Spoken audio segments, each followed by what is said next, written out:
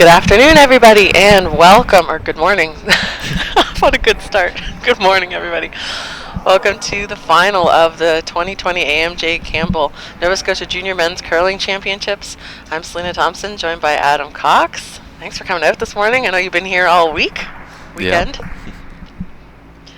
And we're featuring Team Weagle, the A qualifier, Team Loewen, the unlikely C qualifier. Adam and I were just discussing how the runs have been different for these two teams, returning champions Team Weagle and qualifying out of the C bracket, stringing together 5 wins in a row, hoping for their 6th. Team Loewen.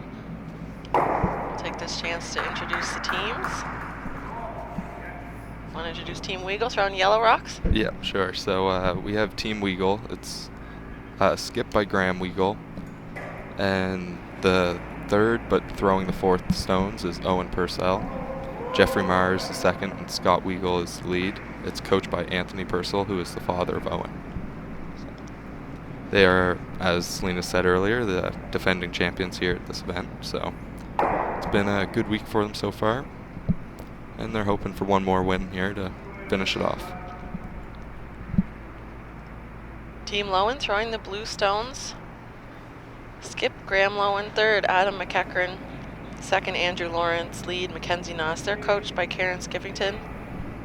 They curl out of this club, Lakeshore.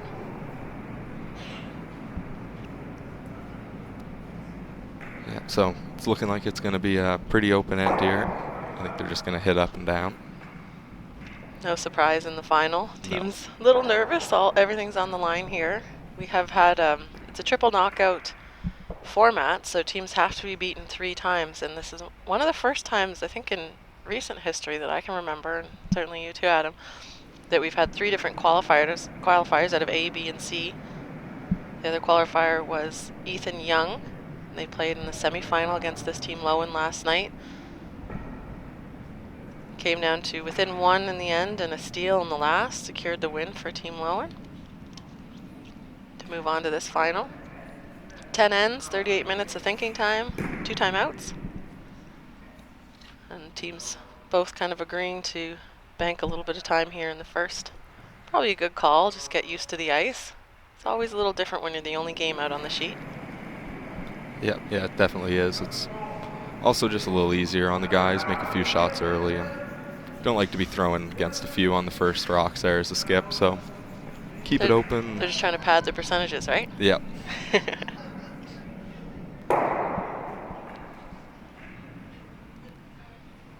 So we go with hammer. They'll be looking to just blank, carry last rock into the second end. So this should just be a nose hit here, and I'm sure it'll be continued by a few more. And if you've been watching these championships, you know that Lakeshore also hosted the junior women's, but we don't have a game out there for the women's today. The Team Stevens, Taylor Stevens, went undefeated 7-0 to take that title. Won her last game yesterday afternoon, so no women's game last night and just the men's final here this morning. We should say congrats to Taylor and good luck. The national championships are in Langley, BC, starting in just under 3 weeks' time. So here's just another nose hit.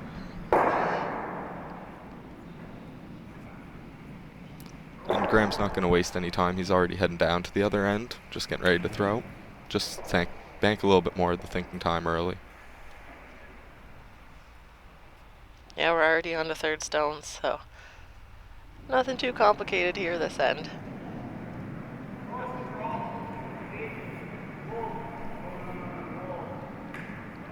You know what it's like to be in these finals, 2-time champion. Yep.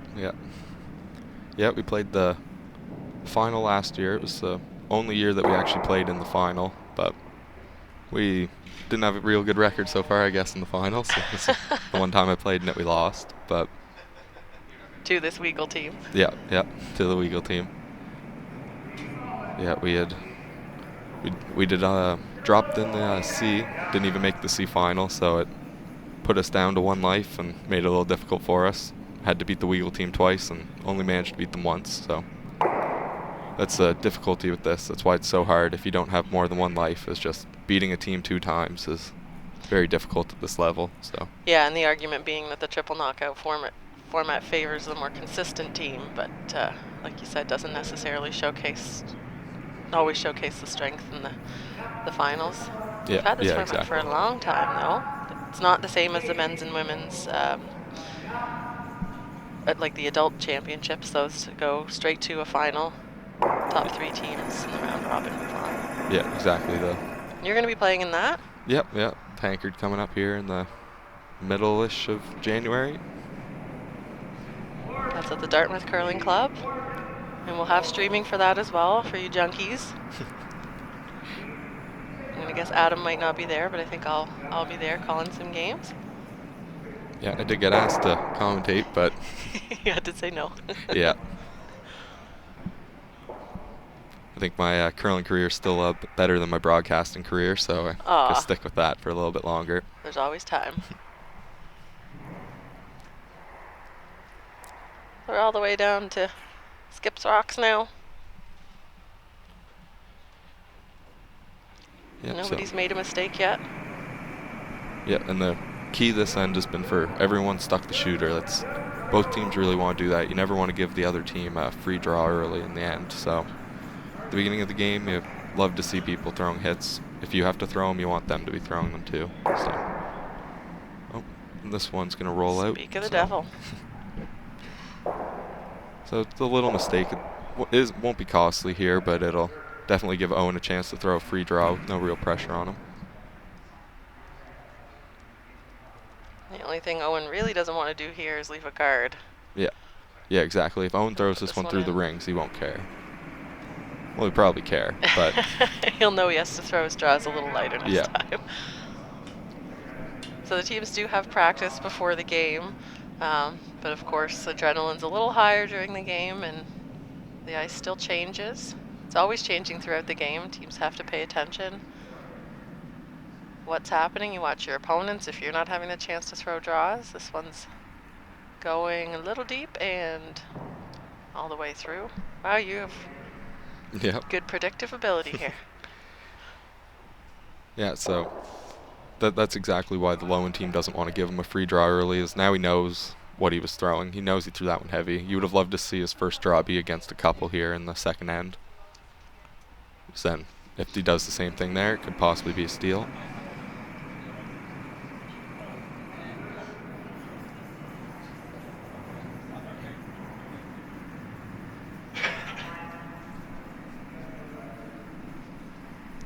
Looks like Graham threw this one a little lighter than Owen. Sweepers are trying their hardest to get that one in the rings. Don't know if it'll make it, though.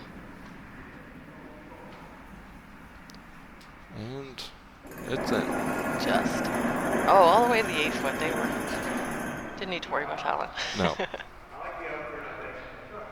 Looks like it's gliding really nicely, though. That one didn't have a lot of weight on it. And yeah, no, that's definitely a staple here at the Lakeshore Curling Club, is the ice with lots of carry. Sweepers can really drag a rock here, so that's part of the reason why all these guys really like playing here. So this is the blank attempt.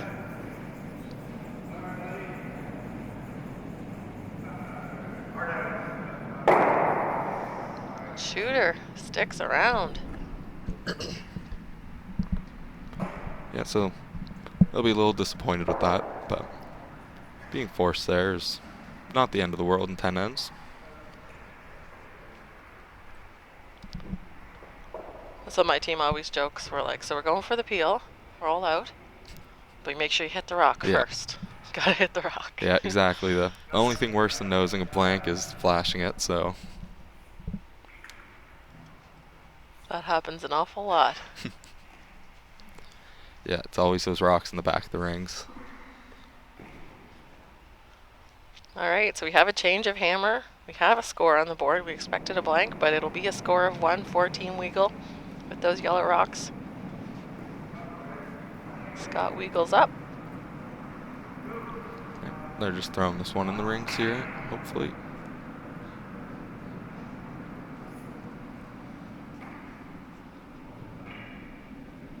This Sweepers are backing off of this one. Might just slide a little deep.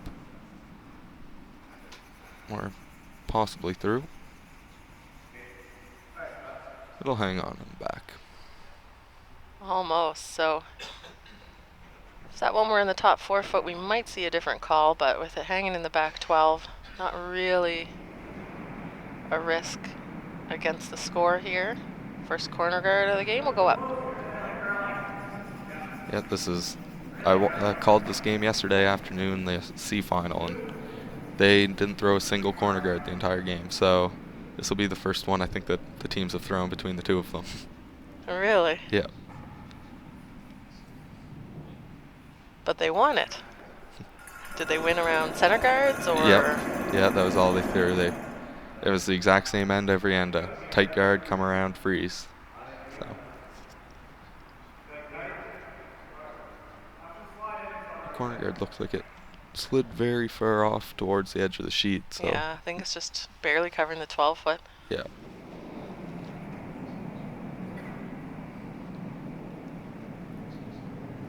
These lead rocks are always so interesting because they set up the dynamic for the rest of the end. So we have a less than ideal top house rock ending at the back and a less than ideal corner guard way over to the side. And I think this center guard is also going to slide in, so. Things are a little quicker than Team Weagle's expecting it, or at least as far as Scott can tell. A little deep there, back button. Yeah, definitely. Team Weagle did have first practice, so there is a possibility that it has sped up just a little bit now, and they'll just need to adjust to it. I always find it the most difficult to get the adjustment from one ice to another, going to the quick ice, but then once you have it, you feel really comfortable with it and you can adjust, but it's that initial, you always kick out a little too strong, but once you get that feel for it, you're okay. And that one from Mackenzie, he was trying to hit that Yellowstone. Yeah, definitely not a real good miss, but the only real positive for Loewen is the fact that this yellow rock is on the back of the tee line, so it's not covering the pin completely, and they will have lots of time to bail here. So I wouldn't be surprised if we see a peel or a run back attempt, though. Absolutely. On this rock.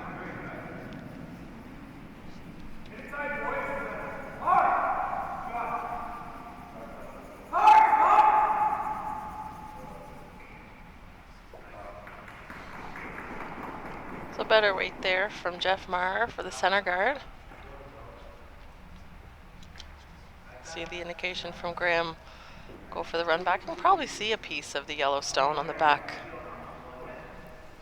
button, but probably not enough to stick the shooter with any kind of weight. Oh, now they're back and forth. So this is a freeze. They were looking at the run back. This is certainly the more aggressive or offensive of the two calls, a peel or a run back versus a draw. Yeah, they also might be thinking it's still real early in the end, though. They do have time to bail later if they need to. But yeah, and I wonder if the team is thinking that guard is a little higher than a tight guard, so there is room to come around.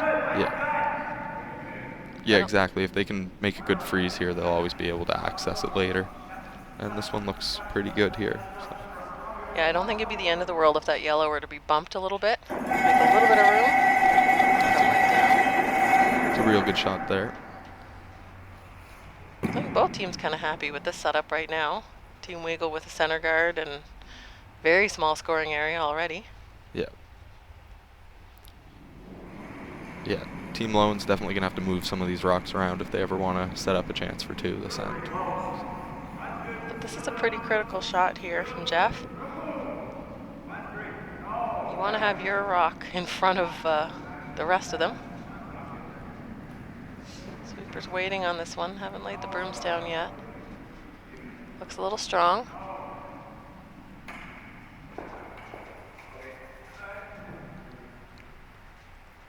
Yeah, so. Just bouncing off. So here's Here's the chance Team Loewen was looking for. Get a couple blues in the rings. Yeah. Stick They can the manage to shooter. sit a good third shot right now, then later on they can come into play.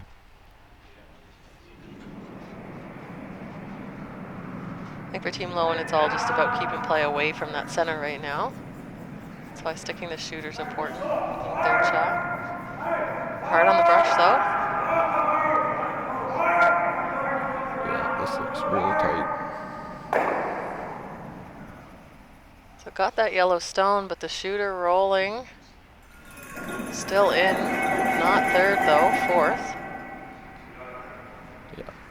Yeah, now the odds of that rock ever coming in to score are pretty slim now, so definitely wanted to hold that to be third shot.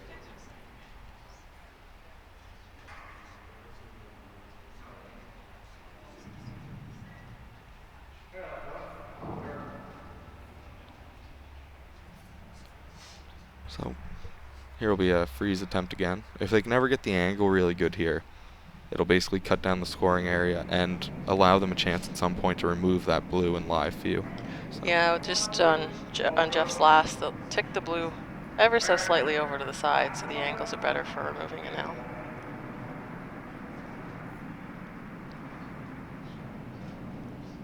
Waiting for this curl.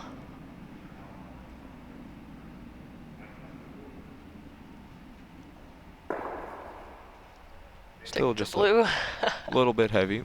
Team Weagle definitely has a little case of the heavy so far, but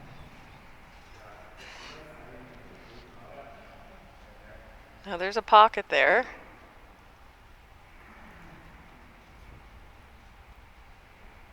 yeah, if you're Team Loewen, definitely tapping that yellow back 2 inches would be perfect, I think, for you. But even coming up just slightly short or dead freeze would be perfect. It would be a good spot. Yeah, and they don't want to be on the side yellow, of course. We're talking about the one on the button. The side yellow is fully accessible, but there is a center guard. Looks like it's just about splitting the center line, too.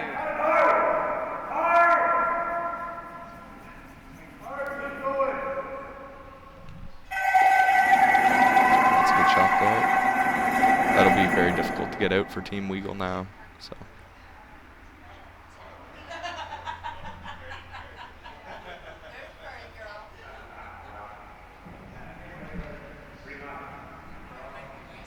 So here's one of those ends where we always end up with a lot of rocks jumbled around that button.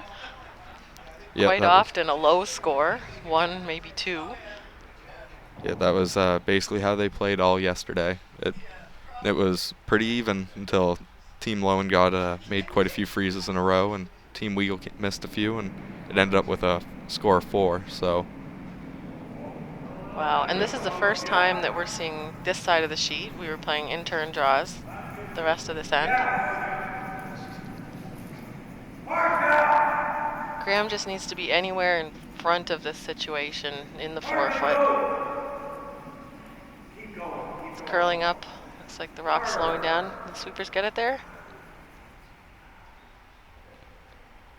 That's a pretty good effort. Yeah, even though that's not there, it definitely does help a bit. Far better there than heavy that we've seen the past couple. Just gliding by and setting up more of a pocket.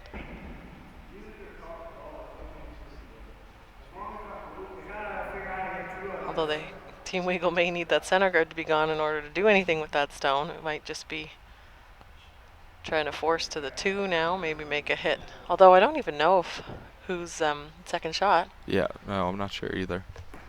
If Loewen can make a good corner freeze on either the blue or that top yellow, though, definitely puts them in control still. It'll give them a chance to score 2 or 3.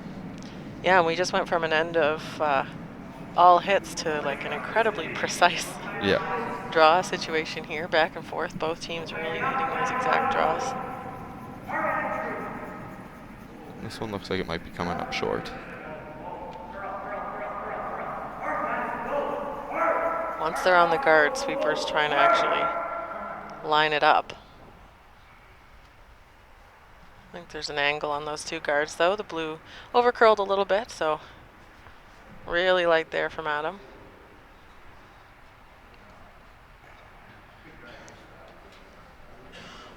Yeah, so Team Weagle's discussing what they're going to do here. They're trying to figure out if it's worth it to try to move something, I think, in there, or if they just want to guard. And I think having another stone in the front of the rings, a yellow stone, would be useful. They may leave a double on the 2 yellows, but it's probably a risk that you need to take. They're talking about tapping either blue, but I think in either case it bumps their yellow. That back button yellow is not in a good spot. Yeah, no, this is... They might be throwing a guard here. I'm not sure where they're going with this exactly, but... I think this is the easier side for Loewen to score 2 or 3 from. Yeah. Yeah, it appears like he could throw a backline tap here on this intern side right now with the way it is, so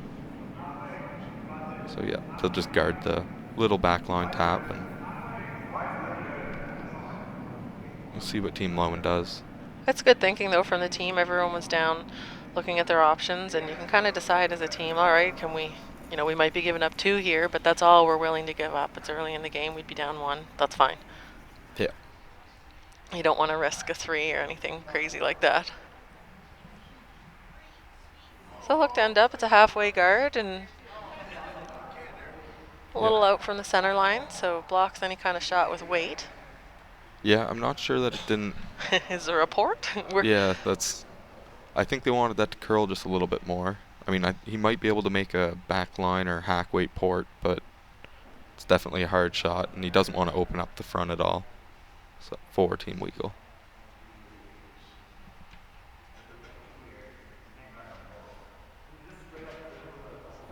Just looking, we're not quite behind the sheet, but I can see the view that you have at home. There might be a port there. Pretty skinny. So they've elected to switch to the other side. Yeah. Yeah, I think he's just trying to go full top 4 on the left-hand side. Yep, where Adam's pointing his broom, and give himself a setup shot so that he can move that back yellow at some point for maybe a potential 3. He does have to be careful, though, that if he leaves it open, Owen might try to run it into everything and try to get all the blues flying.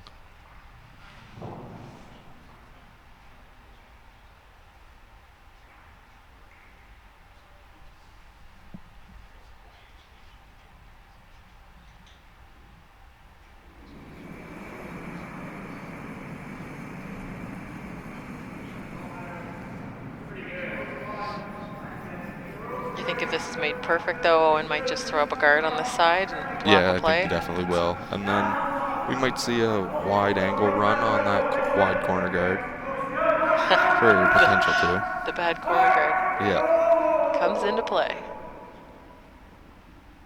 That one over curled.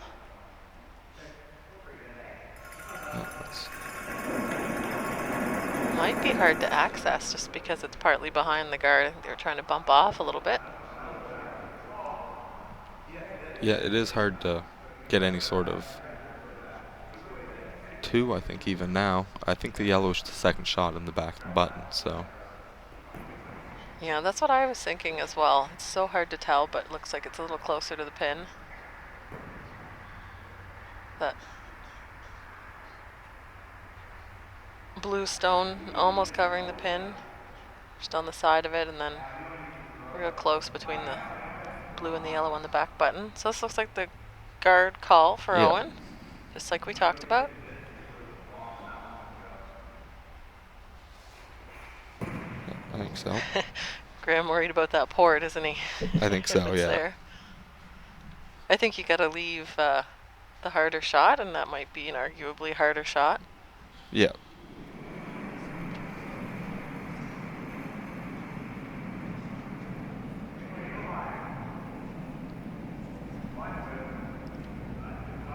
So halfway guard, about the same distance as Owen's last. A little wider out, though. So they need this to curl. Yeah, there. Definitely working on it to try to get some curl, but... We just saw Jeff switch sides, trying to get that curl. We talked about directional sweeping, and we used to see when a sweeper couldn't change sides, you'd have both sweepers on the same side, and now it's actually a strategy. Yeah. I remember it was a big deal to learn to to learn to switch. Yeah. Still is though. You want to, as a sweeper, you want to be able to sweep on either side or have someone on your team that can. Yeah, yeah, exactly. You want at least one person in the front three that can switch, so that Yeah. Typically, it ends up being the third thrower. You want your powerhouse front end sweepers to have their side that yeah. they're good at, and the third is the one that switches. But it doesn't happen in all cases. What happens on your team? Well, our lead actually holds the broom, so me and Luke, the second and mate, we sweep the skips rocks. But And do you keep your side, and Jeff, your lead, switches? I'm not sure what we do really. Luke kind of jumps around. Oh yes, Luke. Yeah, Luke. Yes, he does. Yeah, he's always moving, so I just go wherever he is. That's because he plays mixed doubles. Yeah. You have to be able to do that even more in mixed doubles. All right, last rock here. They have the port. Did they make it through and making the tap? That's a Looks good to shot be good for two for there. two. Great shot from Graham Loewen to pick up the two. The guard just didn't curl up enough for Owen. Loewen will lead 2-1 after two. Wonder if we'll have more ends of that center guard play. Yeah, I have a feeling that Loewen might go top four here with the 1 point lead. Yeah, pretty typical. I do that. Yeah. All the time. Yeah, and then See what your opponent does and judge it off that. Make them make the decision. yeah, and I know Graham likes to play with lots of rocks in play, so he won't be afraid to throw up a corner guard, I think, no matter where this rock is. Oh, they are going to go guard.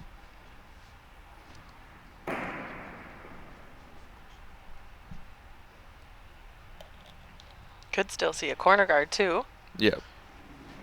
See that sometimes people are usually surprised often when you see a center guard. The team with hammer will go around it. Yeah, you oftentimes want to get in there. You don't want to let your team throw the other team throw the guard and make the first draw. So a lot of times you'll see the team with hammer just come around the center guard. I think too when you throw the rock to the top 4 foot, depending on where it ends up, the team with hammer will make their decision. So if it's a well-placed top 4 foot stone, maybe half in the 8 foot, they'll often hit it. But if it's off to the side or a little deep, they'll play the corner guard. So a reason to play that center guard is to not give the other team as much of an option. You say, well, we're going to place a really good center guard that positioning matters a little bit less. And then the team with hammer might not play that corner guard, might have to drive play toward the center. They don't have to, but they feel like they should. Yeah. Yeah, definitely. And with the 5 rock rule now, a lot you're seeing, if a team goes top 4 in a close game, team will often hit and roll away and throw the corner guard on the second rock because it still can't be removed.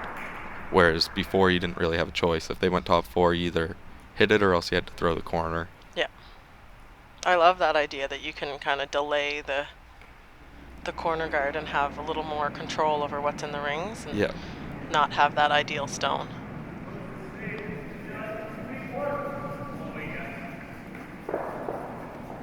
So turn the Stevie screen here for us so we can see the other end because we're not positioned very well to really see what's going on. That's our way of apologizing for if we tell you there's no port and there is. Yeah, or if a rock's buried and it's wide open. You've never done that before. I would never lie to everyone that's tuning in this morning. So that one didn't quite curl up enough or make the rings. Yeah, so you'll see Team Weagle come around here again. They are going to be kind of making a wall that it's going to be pretty easy for Loewen to run a rock into and make contact with something here. But they don't really have any other choice. They have to come around. Yeah, that top 8 foot's a nice stone, but it kind of gets in the way if you're trying to make a center come around. So this one's going to the wings, but really going to the wings, same as in the last end where corner guard was way over. Yeah, it does seem like there doesn't seem to be as much curl to the center on that left-hand side of the sheet. It seems to be going away towards like sheet B and A. So might be something that they'll have to watch. Yeah, and it makes it hard to make those in turns. Now this one was wider out, of course, because Yeah. of where the guard ended up.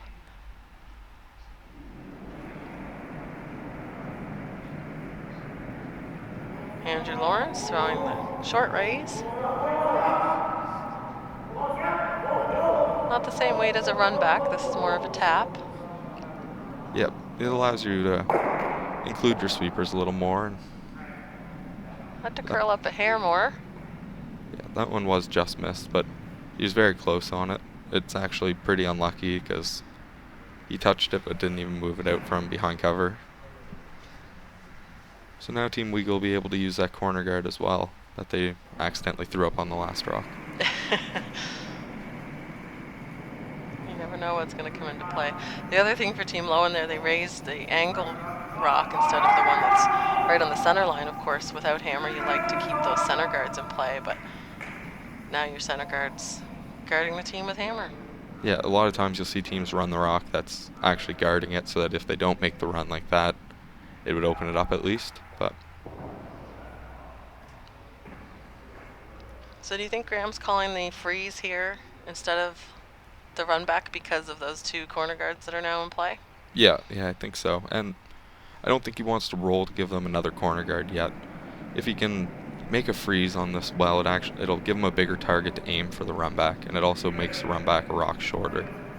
So by making this, it's going to almost force Graham to play in towards the middle and away from those corner guards again, which is definitely the goal now that there's two of them.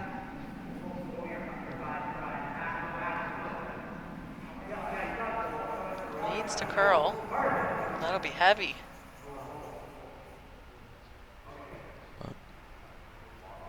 Sits for shot. Yep, that'll probably do the job there because it's going to force play into the middle, which is what Loewen wants.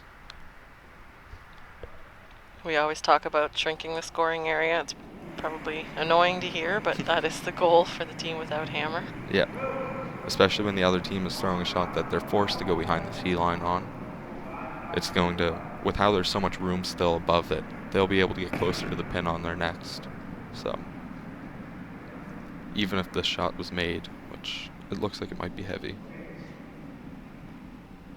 Yeah, Team Loewen would have had a chance to freeze one near the button area. Right around there. Even if that last shot was made.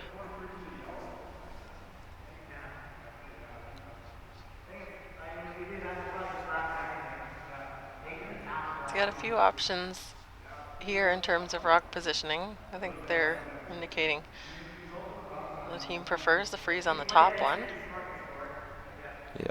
Yeah, really anything in that line close to center line's pretty good.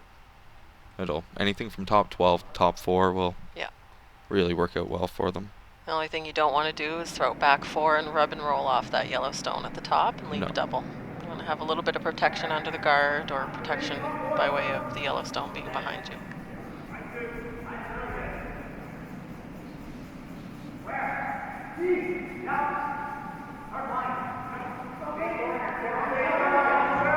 They're sweeping it the whole way, so.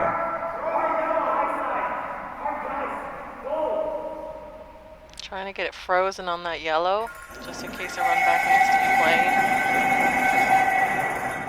Guards the shot stone a little bit more too, so it's not quite as easy a freeze, but pretty much the same shot left here. Yeah, they definitely wanted that to stay out just a little bit more, take away this draw completely,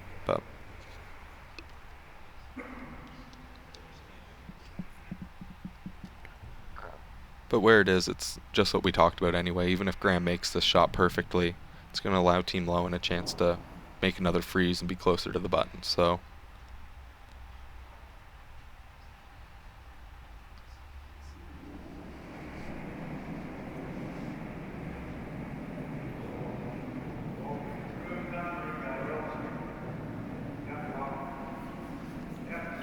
we've been seeing throughout the tournament, if you're throwing a little heavy, it's not picking up that curl. no, this is definitely ice that's a little unforgiving when it comes to curl, is when you throw it heavy as well as when you poke it out a little bit. It won't come back, so. Look at that one though, Graham Weagle. Nice play. So you definitely need to throw it very pure here to get good results, which is always good.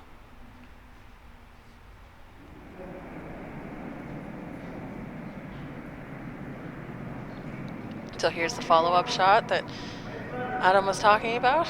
Freeze into that button area. But every time these rocks are thrown, it gets a little closer to the button, a little harder to make the shot. Like we said, weight needs to be pretty perfect to get that curl.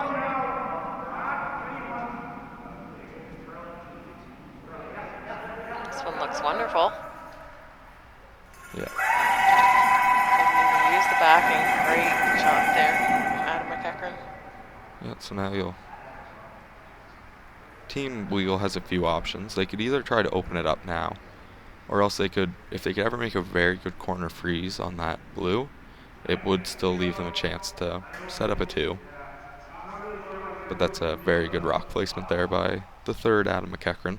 Yeah, I like a peel or a run back. I think you gotta preserve your ability to score here. It's not looking good for a score at this point. What would you do? Yeah, I think I like the peel. I mean, it's going to leave you throwing against a few most likely if you're Team Weagle, but at least you're going to have a shot.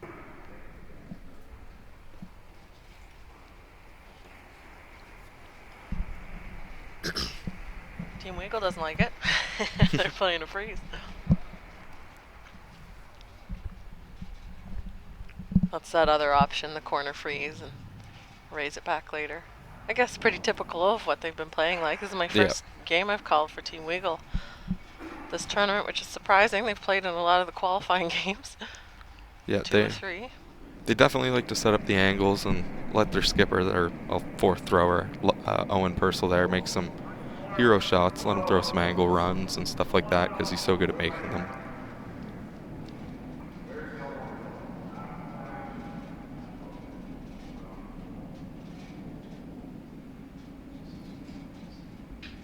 This one seems to be following that same line that everyone else has.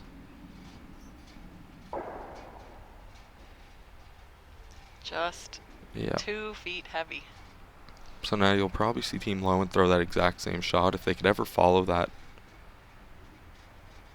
Yeah. If they could ever follow that blue down, it would take away basically any chance for Team Weagle to score this end.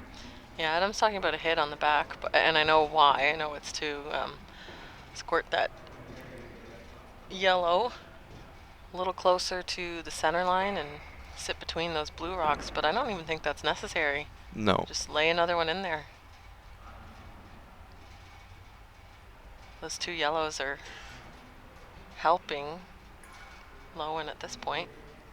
Yeah, anything out front. I mean, it looks like Team Weagle from here is always going to have the angle run on that one yellow corner guard, but and it would be for a few, but you have to leave that for a guy here. I think in a final, let him make it. If he makes it, then he's earned his 2 or 3.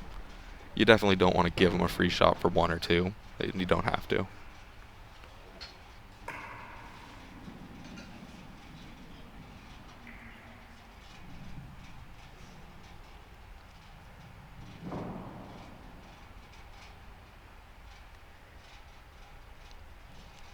So I think they're just going maybe top 8 with this one, somewhere out front, somewhere. Yeah, up to top 4. Yeah. I think Graham's got my favorite broom out on the ice, throwing broom. Yep, I'm sure back before they changed the sweeping rules, it was a little difficult to sweep behind the tee line with that one, but he grew.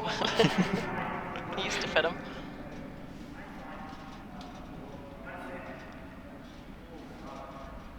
Yeah, so it looks like Team Loewen's just throwing the guard up. Just a guard.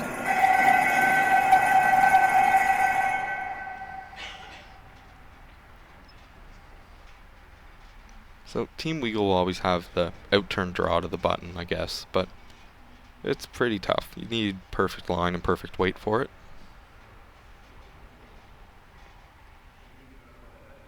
And for Team Weagle too, it's really hard to see, 3 yellow stones in the 4-foot in the top 8, and not really any great chance of them being able to score. Oh, so they'll try to open it up here, and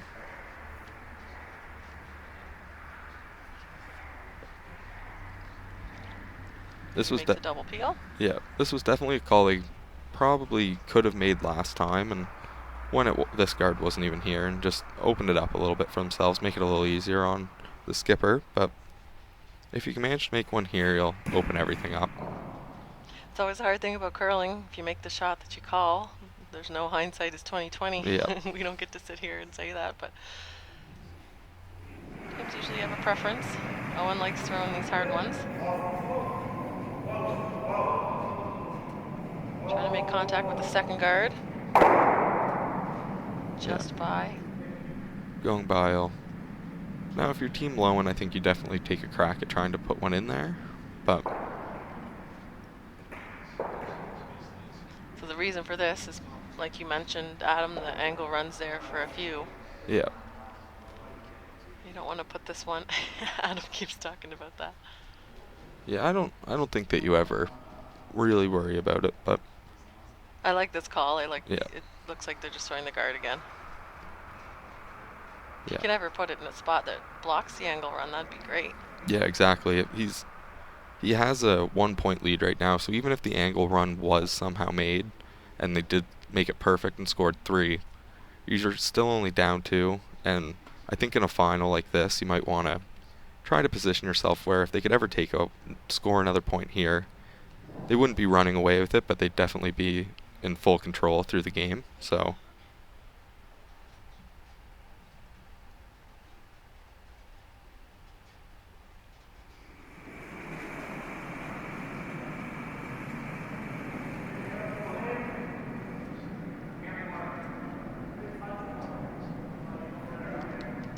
So, sweepers aren't touching this one yet. Waiting for that curl. It's way out. Mackenzie trying to get a bit. If he can tick off, just a little tick.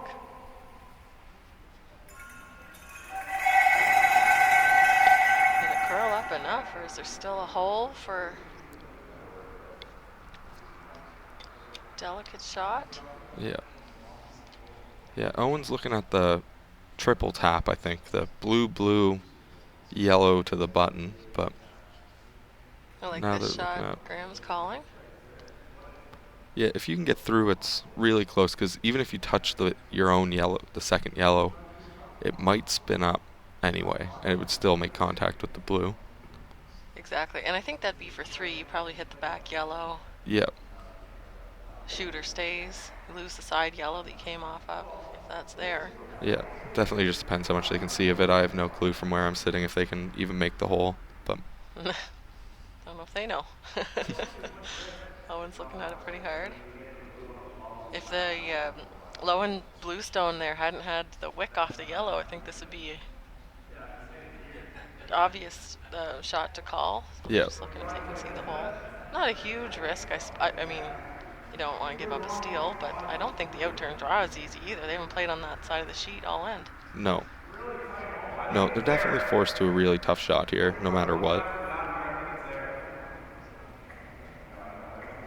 It's hard, you almost look at it and you think to yourself, well, I have a very low chance of making the draw and a very low chance of making the hole if it's there. But which one's worth more points if you've managed to make it, so. Always the port. So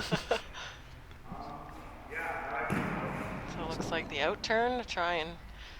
Yeah, it's either that or they're playing some sort of run.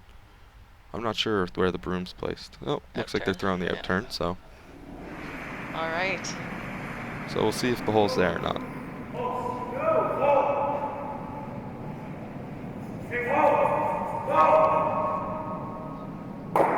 Rex on the front. Ooh. Oh. Buddy almost. That would have been real lucky. So it ends up in a steal of 1 after almost shooting. Yeah, almost getting 1. Yellowstone up there. Loewen will take a 3-1 lead. Weagle keeps hammer. Really interesting end. Didn't see Team Weagle fighting too hard to play around that corner guard. Team Loewen able to make those come around shots to keep the play to the center. Yeah, exactly. Team Weagle definitely had a good chance for 2 for a good half of the end, actually, and then just a great draw by Adam McEachran kind of completely took their hopes away of it. So yeah, that was the steal point.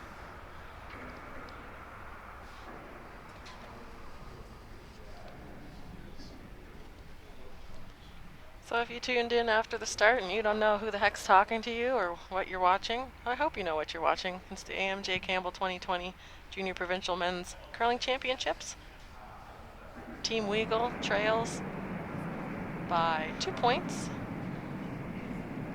3-1 Loewen leads. From the Blue Rocks, Adam Cox is here. I'm Selena Thompson. Thanks for joining us this morning. Mentioned earlier, we don't have a women's final on, so you can't flip back over to the other channel. Team Stevens took that title yesterday, winning all of the qualifying positions. 7-0, undefeated. yeah, that's definitely the way this week works. It basically works out you have to win 7 before you lose 3 to capture the championship. So the only time you could lose the provincials with only losing 2 games is the position that Team Weagle's in right now, where there's 3 different qualifiers and. Oh no, sorry, because they would have had to lose 2. They still lost 2. Yeah, I'm still crazy. Yeah. Yeah, they lost the B final and they lost the C final. They picked up the A final. They stole against Ethan Young in that game to win. I was thinking there was a way to not lose 3, but I don't think that exists. No, it's definitely it's a true triple knockout. Sometimes you'll see a modified triple knockout or double knockout where once you get to the playoffs you have 1 life in some circumstances, and that always seems to not go over well with the team that manages to only lose 1 game and manages to lose the Bonspiel. So it's good here. It's fair to have the triple knockout. So we got a top 4. We got a tight corner guard, not too far off the center line though for Team Weagle. Center guard goes up. Those blue stones for Team Loewen, they're just off center line though, so accessible. Yeah, so you see Team Weagle trying to play a little hack waiter here, I think, which is definitely a little different than what their strategy had been earlier with playing the freezes. But they're trying to remove these rocks out of the forefoot now and open up a chance to score, but I think they might be putting that guard back. So, yep. So when you remove, we didn't talk about the 5 rock rule yet, a free guard zone. When you remove your opponent's guard, everything goes back where it was. Yeah, definitely makes a little bit of a mess, especially when you make contact with more than 1 guard like they did here. You gotta make sure that everything goes back. It's always the risk with throwing that amount of weight when there's a guard in play. We'll often see teams play like a backline weight for some kind of tick. Yeah. Yeah, exactly. Not able to remove anything. If you throw it with like a soft hacked back line, even if you touch the guard, oftentimes you won't remove it from play. And quite often it actually works out better that by ticking the guard, it often is a better shot anyway than what you were calling. So it's a shame more people don't call that shot. Yeah, if it was easier to make on purpose, people would, but yeah. That tick is a hard shot.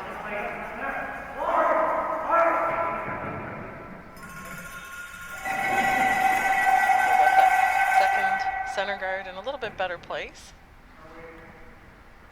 Yep, bringing it nice and tight to the rings, which is going to force Team Weagle to have to deal with them right now. So we're out of 5 rock rule territory. Those guards can be removed now. Yep.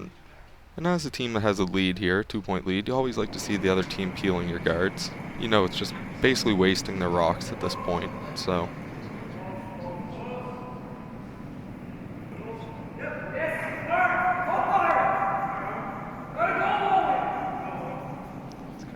They want to get the back stone. Actually want to hit that thinner.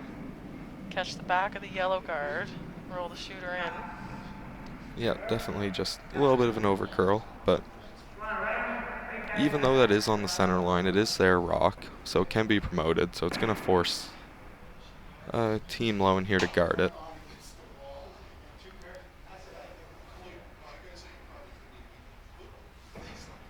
So you're saying if you run a rock back, you want it to be your color. Yeah, it's definitely easier to run your own rocks back than the other teams. Feels a lot better when you do that, especially if it sticks around. Yeah.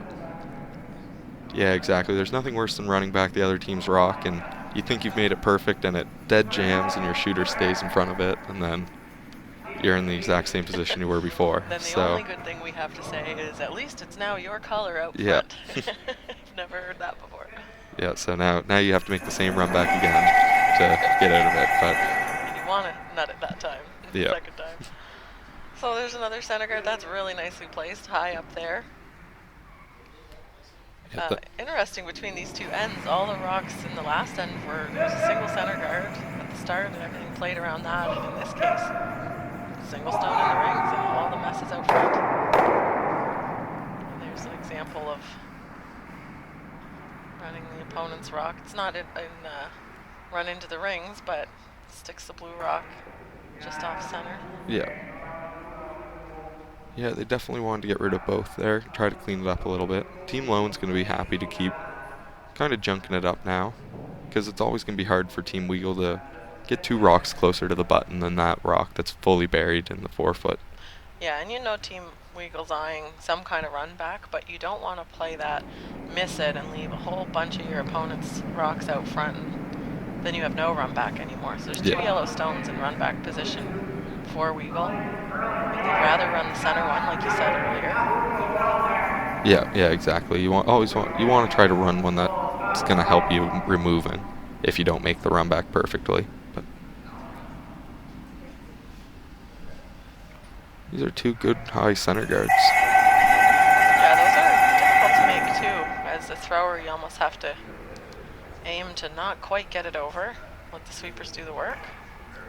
Yeah, it's difficult, especially with how well everyone hits now, is that if you slide tight on that, if that rock goes another foot or 2, it's almost useless anyway. It's almost a gimme double peel for these guys. So you don't ever want it to slide tight, but you take a few feet off of it, and next thing it doesn't get over the hog line, and that's even less useful than the tighter center guard. So Graham's going to throw the double peel.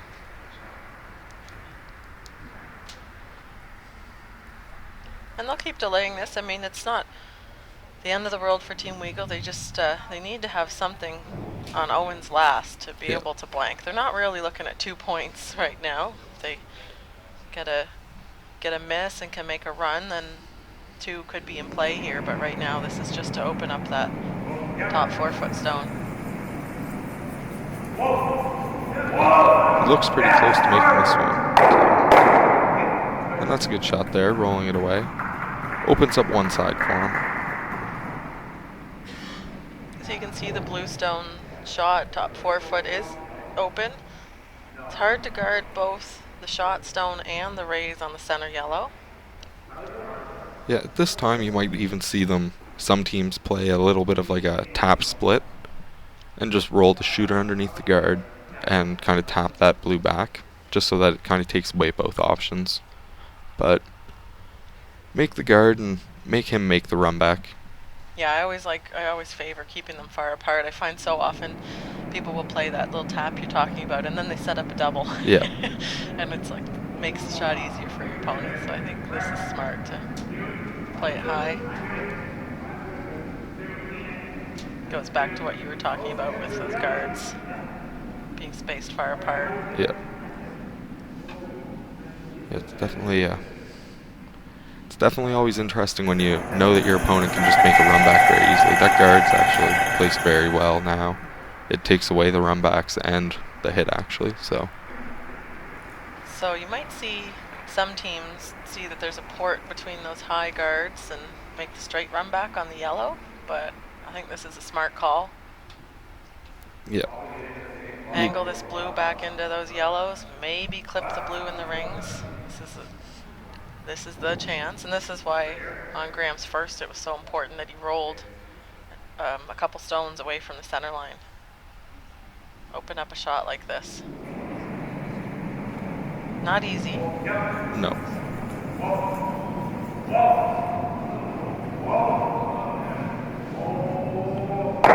Looks like he's gonna get it into something. Have to curl up a bit more to get that centerline rock. Hit the side yellow. Yeah, where that blue rock actually positioned itself, it kind of makes the run back a little bit more difficult for Owen here now on that yellow tight center guard.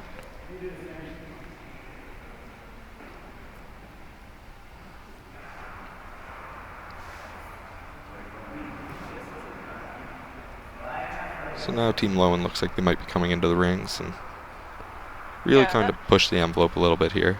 That was an option on the last shot as well.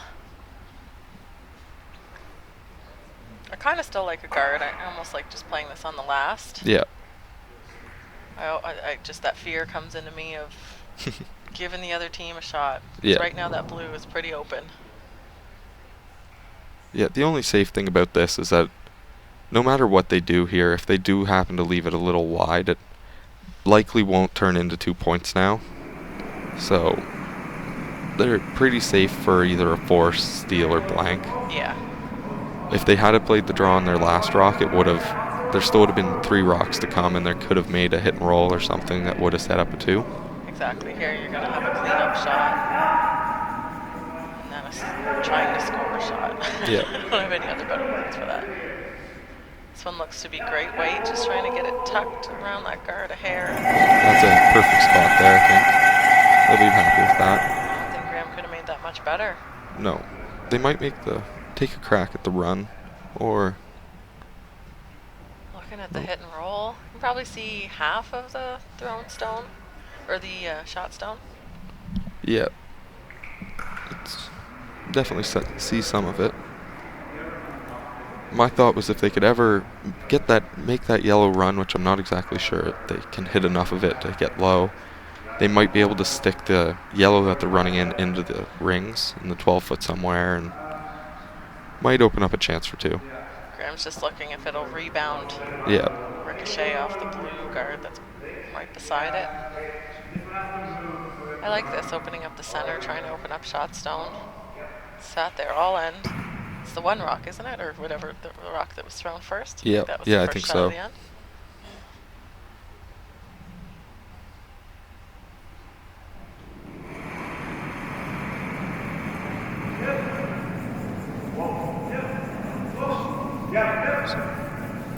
We're sweeping it early, but they seem to think it's pretty close. They're on and off, so. So just like that, they'll get that one in the ring somewhere, and it does open up a chance for a potential 2 if Loewen doesn't make something here. Yeah, really good shot to keep that yellow on the side. Makes this call even more important.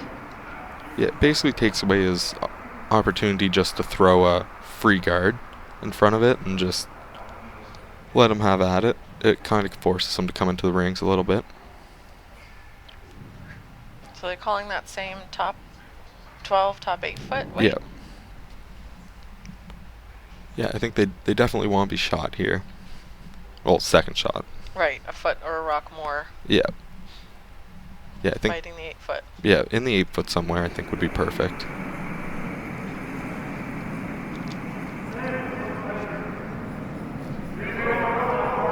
This one seems to have a little bit more line, so. Looks like a ton of weight to me, too. Sweepers. I always watch how fast the sweepers' feet are moving. It's really carrying. Will it stop? Yeah, so that's a pretty bad miss there. That's all end. They've had Team Weagle in trouble, and now they're giving them a shot for 2, so. And a very makeable shot at that. It's pretty much an open hit. Yeah, it is. Yeah, they could have been light on that, and it would have been fine. But that'll be a little disappointing for them. But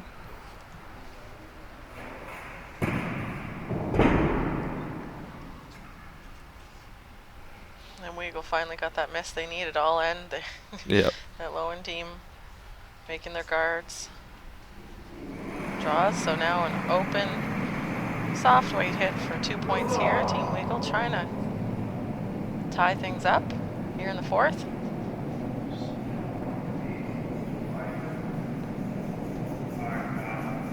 It looks like they're pretty close. Asking that shooter to stick around. Yeah, And they just. will.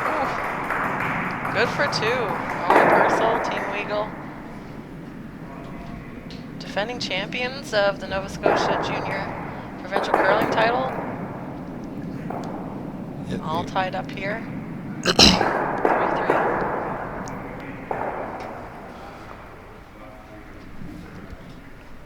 If you're used to watching TV games, we usually have 8 ends, but we're featuring 10 ends here, so we've got one more end before the halfway mark. Have a short break after the 5th end. Back for the second half. Teams will have a chance to have their coaches out during the 5th end break, discuss the first half of the game, but more importantly, go over the plan moving forward. Yeah. They'll have had 5 ends to throw on the ice, understand the line, the weight, talk about strategy moving forward. Yep.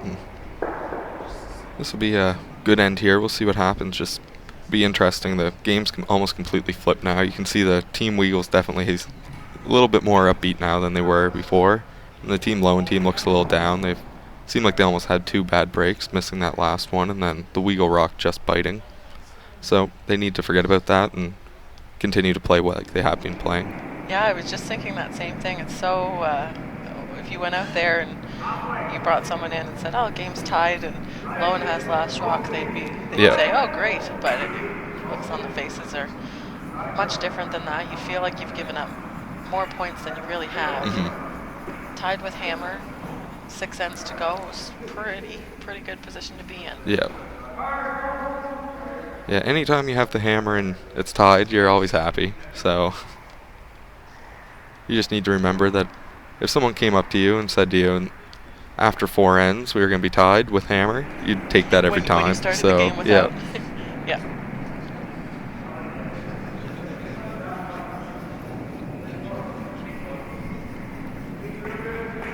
Momentum is an interesting thing, and especially when it's this type of game where adrenaline plays a factor and nerves. You have to be so focused with curling. Yeah. That's why we all play. Yeah, it's always fun.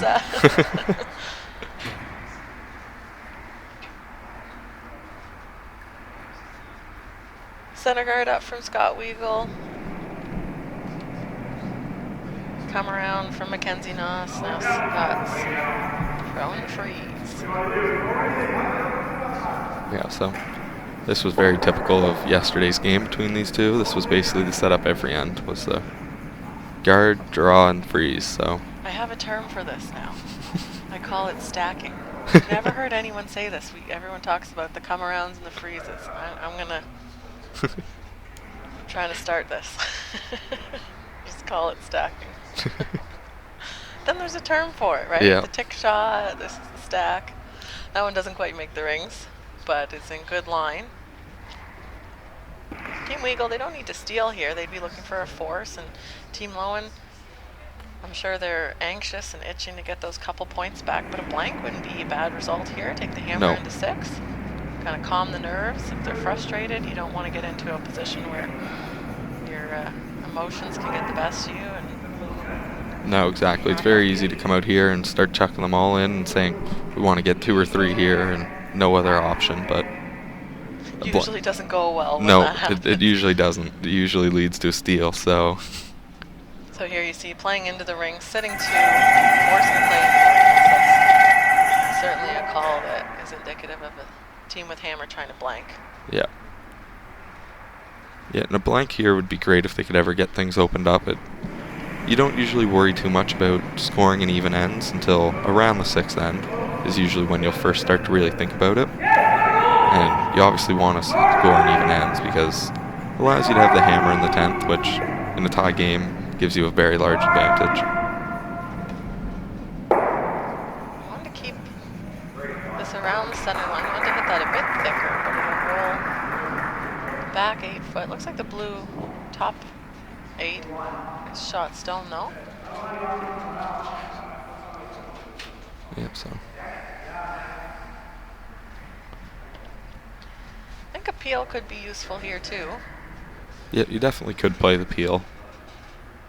I feel like I'm always that person saying that. It's definitely my tendency is to clear up that center line.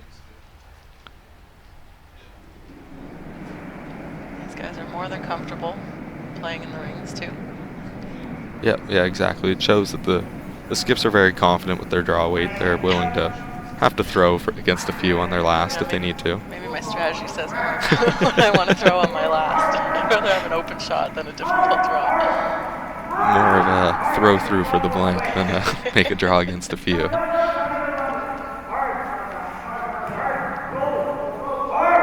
That'll go to a good spot there. It must be at least partially buried, almost fully buried, I would think. Yeah, I think it's might be a half buried.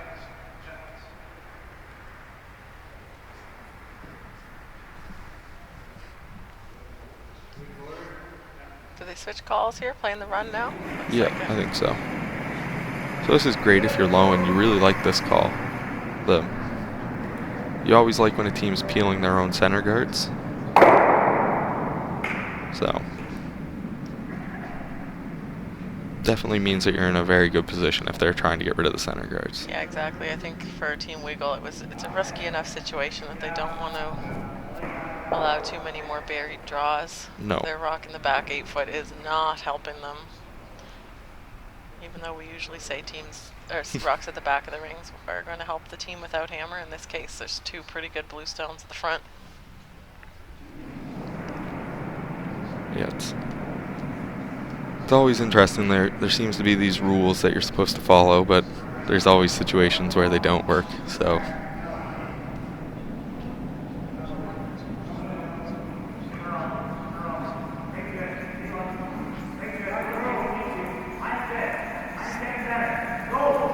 If this one comes to the back of the rings, you might even see Weagle actually change gears and freeze to it, but yeah, it would be.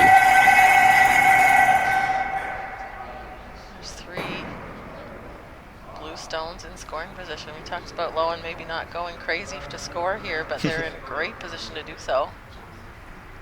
And they've done it without a corner guard, and it seems to be their MO.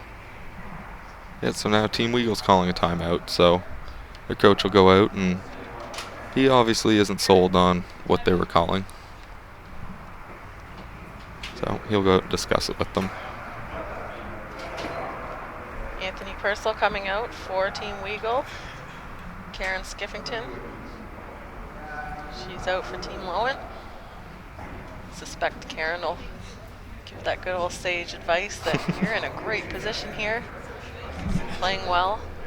Had one unlucky shot last end. Yeah, It's every all team's strategy. due for a miss once in a while, so. All strategy for Team Weagle.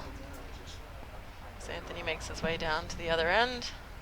You think he's going to tell them to freeze, that they should freeze? I'm not sure. I would think running the yellow rock right now could get some good results. The only real risk with it is that to make the run you do roll away, and you are going to leave a corner guard.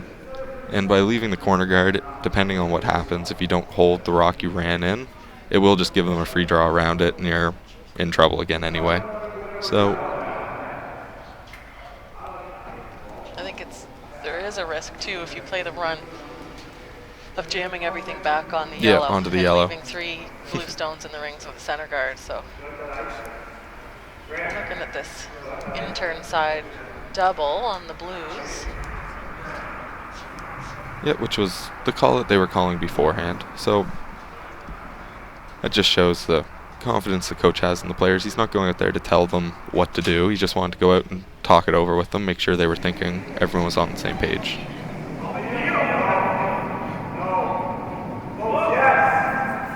Close for line. Sweepers on and off. Usually means it's close. Oh, well It's a done. good shot. Shooter. Ooh. I think that's just not quite shot.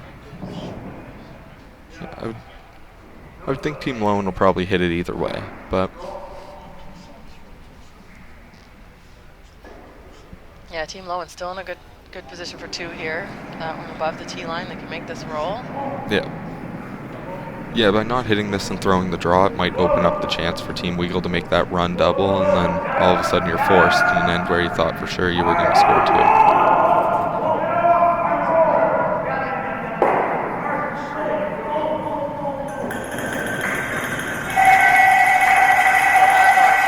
Quite rolling to the button, and you see the immediate indication there from Graham. Play into it, roll the shooter to the center line. They also have the run back available. Yep. And both are good shots. Looks like they're going to throw the run.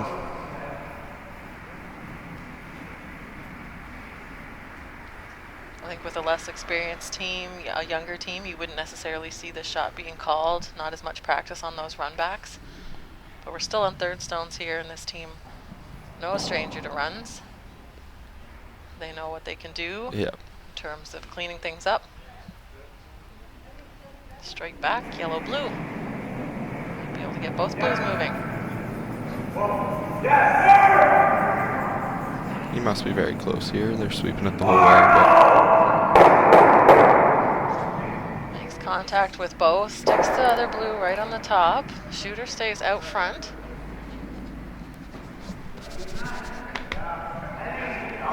Let's have that same situation on the other side of the sheet where Loewen could make the hit and roll. There's an in-off for Team Weagle, of course. That's what they're being aware of. Yeah, and there's still a tight guard as well that Team Weagle can run in at some point. Team Loewen's definitely at an advantage right now, but Team Weagle does have shots to send that are available, so they are going to need their skipper to make a few good ones here, though, to get a chance to set up a force, even if they can make them. So.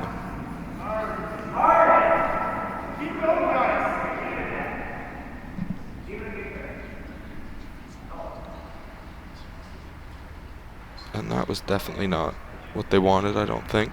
Really light. Interesting for Adam. This was in the third end where he made that perfect freeze that resulted in the steal. Yeah. Yeah, he's definitely had a few. He's came up really short in that third end as well on the rock before, but then he made the freeze. So yeah. Thinking maybe if it was the same rock, but yeah. if he's throwing them in the same order, different rocks. Yeah, no, just maybe a different path. Just maybe not just throwing it the same, but he was considerably light. Center. Yeah. Wouldn't expect it would be 12 feet difference though between those two spots.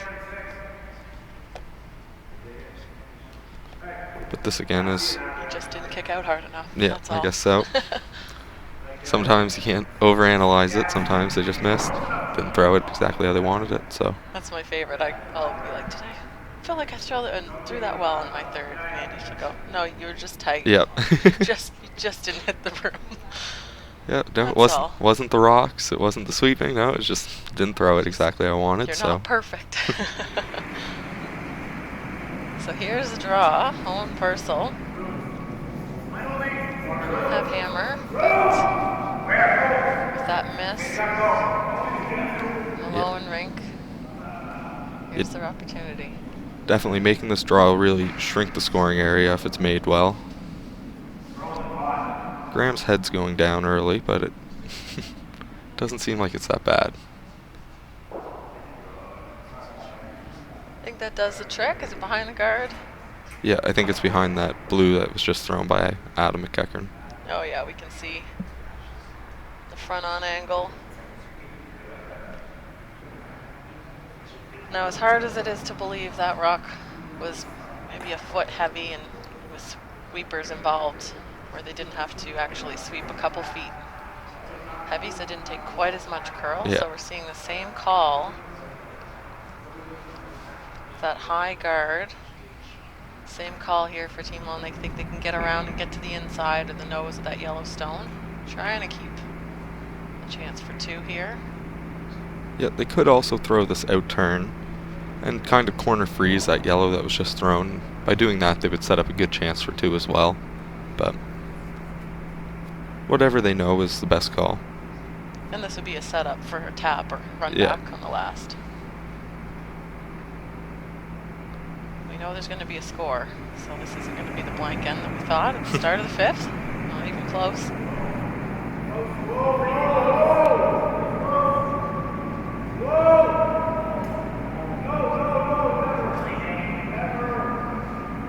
How's the weight? That's what we're always curious about. Yeah. We'll take the curl. Doesn't look like it's light. Came up though. Yeah, it might have just opened up that blue though a little bit, which... You see the other side, the outturned side of the sheet. That blue stone. You didn't want to dislodge the blue that was top button, and you see now it's to the side. Yeah. Behind the tee line, just behind, and Owen has a shot now to actually... Yeah, make it very difficult for Loewen to score, actually, if he can make one well here. So it's interesting there, because that was heavy, but it actually curled enough. Yeah. Normally what we've been seeing when they're heavy, they're not curling, and so you wouldn't have missed in that way, and maybe not opened up the shot stone. Second shot belongs to Team Weagle, so they're not looking to move this blue stone, just freeze into the button, almost just a straight draw to the pin. Yeah. Owen Purcell throwing, this is his last of this end for Team Weagle, one to come for Loewen. First real opportunity for Team Weagle to actually steal here. Yeah, this has been the first real chance for Team Weagle in the last 2 ends, and all of a sudden things could really shift after they've been chasing for 2 ends straight. They might manage to score 2 ends, steal this end. To keep it curling. Won't quite get it there for shot or third. Yeah, so that one will come up a little light. It's definitely going to leave Graham with a harder shot than if he had have been heavy on that and just kind of wicked off. So. Yeah, I think he has the same shot that he just threw, and it'll result in a tap for 2. Yeah. Doesn't have to hit his last stone on the nose.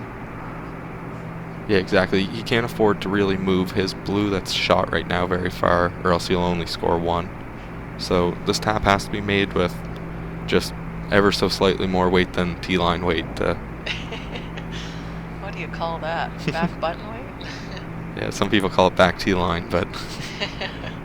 Touching the T-line, but yeah, more than halfway. Delicate tap here, but it is for 2 for Graham Loewen. Tie game. Last shot in the 5th.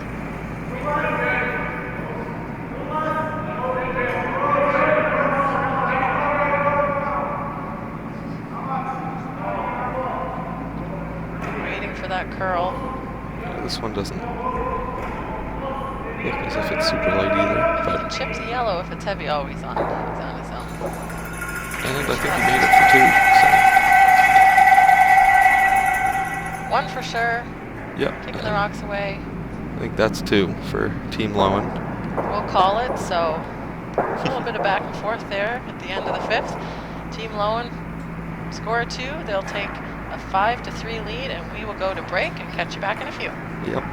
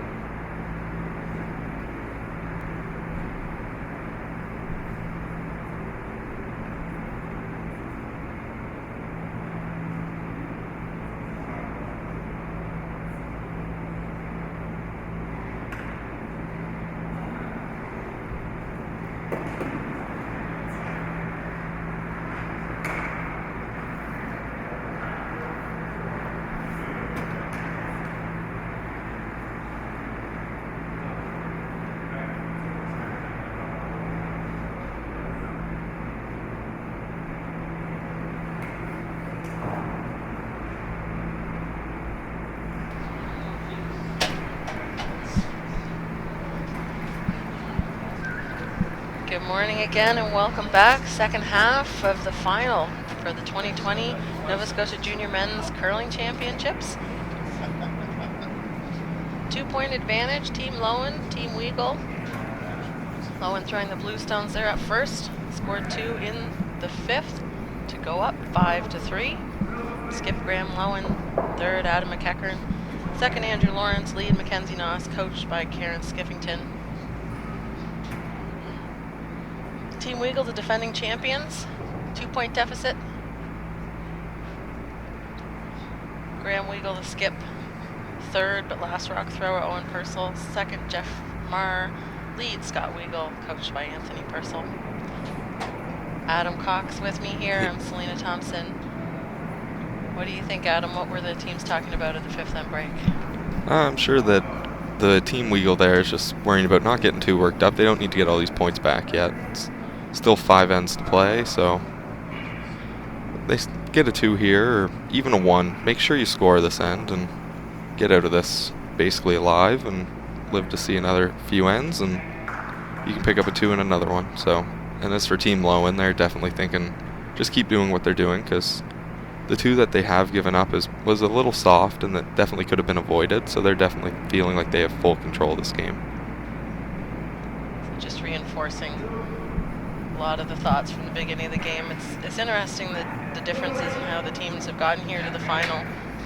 Team Weagle, they won the A qualifier, dropped the B and lost the semi to the C. They didn't play in the C qualifier, so they're coming off a loss into the finals. Team Loewen, on the other hand, won their first game, dropped their 2, so they're on their last life, and they've been on their last life for 5 games.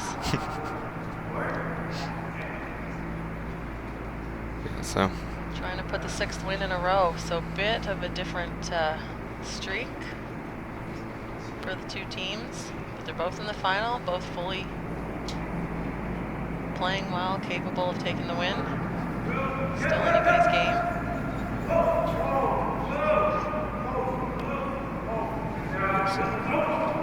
So you're seeing Scott here. He's trying to make a little hack waiter and hopefully roll away if he can, or else nose, one or the other, and he's going to nose it. So this is good. It's seeing they're definitely trying to open up their scoring area a little earlier. As you've seen the last few ends where Team Weagle's had hammer, they have been in trouble. Team Loewen's gotten a rock in the forefoot and just kind of protected it, or basically hidden and ran the whole end. So Team Weagle's kind of forcing them into making a few more shots this end already.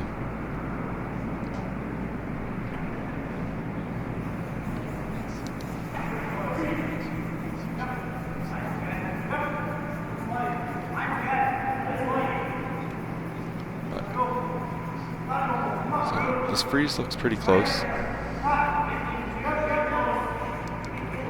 nice to see rocks above the tee line and guards in good positions. Normally after the 5th end break, it's common to see a little case of the heavies. Yeah, they do. They mop between during the 5th end break, and this club for some reason, as well as many other ones, but some clubs it doesn't really affect, but this one seems to be almost like an arena-like effect where when they mop at the 5th end break, it actually gains a couple feet in speed. So both these teams would probably recognize that and would know they've played at this club and they've played in this event before. So, but for a younger team, or if you're not really paying attention, you got to make sure you reinforce the fact that the first few rocks this end, you're definitely going to want to take a few feet off. Jeff Marr there with a really nice hit and roll under the guard. Shot stone's open, but Graham Loewen knows that doesn't matter. He's more worried about that top 12 rock. A couple guards. So it's set up the way they want, so Andrew Lawrence for what they call a run back. Feels good too. Looks like it.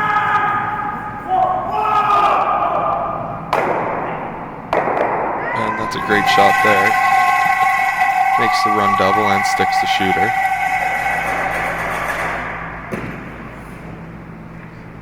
And fans out on the ice, family and friends all cheering on.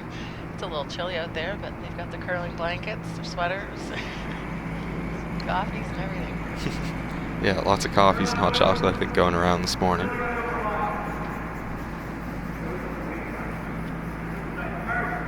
Both teams fighting for a spot at the Canadian Championships. They're in Langley, BC. They start on the 18th of January, run to the 26th. That'd definitely be a nice trip right about now, I think. I didn't know where Langley was. I looked it up a couple days ago when I was here. Yep. Yeah, pretty close to Vancouver. Yeah. Yeah, we actually competed there for the under 18 Optimus back when that was still a spiel. So Taylor Stevens, the skip of the team who's going, actually went there when she was 13. So that's pretty cool. You get to go back. Same at the recreation center there. Same venue. I'm not sure if it was the same venue or not, but I don't think it was. 6 years ago. Come on, it's not that long.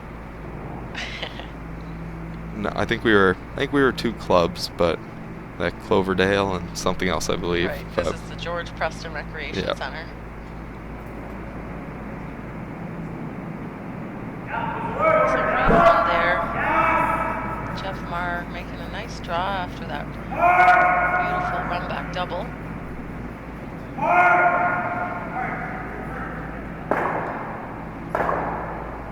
Adam McEachern, he'll crash on the guard. So now Team Weagle's chance for 2 just got quite a bit better this end now all of a sudden. As long as they can get one in here buried somewhere. The first end we've seen more play a little bit off the center. Yep. It's not that far off. These are pretty tight to the center guards. No, I'm not sure that it was by design. I think it was just a few rocks that might have overcurled a little bit, and then they ended up hit and rolled over there, but needless to say, this is basically a corner guard for these guys here today. Just a couple inches off the center line. Yeah, it's totally off the corner. It's not touching the center line, it's a corner guard.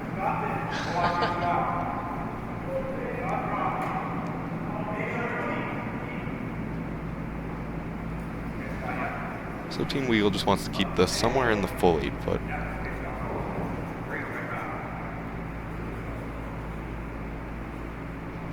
Didn't quite get as much curl as they were expecting. No. Pretty open and accessible. I don't think they got by their own yellow by too much. No, it looked like they almost ticked off of it. Love that to be behind the guard. So a little more over into the 4 foot, closer to the 8 foot. With the line that took, it's almost better for that to be further back. Yeah. We're waiting for the curl. It's always that balance between line and weight. Yeah. By the time you kind of know where it's going to end up, it's too late to sweep it back. You have to be on those earlier to bring it back into the 8 foot. This one looks like it's hanging out there a little bit too. This could be just a little hit and roll away, so that'll allow Team Weagle a chance to make that draw a little better this time. Yeah, Adam really wanted to stick that shooter. Yeah, looked like they just threw quite a bit of weight at that one, probably a little more than they had to if they really were focused on trying to hold the shooter. Well, that's the difference I've been seeing this week with the teams, is the control of that hit weight. Of course, you need to throw normal and firm and peel when you're trying to make doubles and run backs and things like that, but for a simple hit and stay, it's really been the teams that have been able to keep the shooter around. These rocks are the provincial rocks for Nova Scotia. They're a little more lively than the club rocks that we play with every day. A little bit thinner striking bands. So it's easier to hold up. Yeah, and where the sweeping's so effective here, you can hold rocks so straight with the sweeping. It's very common to see most of these good teams throwing not much more than board at an open hit. Look at this one again, not curling. They want to play for the rub. They don't want to group the stones. Didn't get the rub. And they just went by it again. Hard to get one buried there. Yep. It actually opened up a chance for Team Loewen to make this run double. Just high a nose on the blue, you think? Yeah, basically nose, I think we'll get it. Maybe an inch high.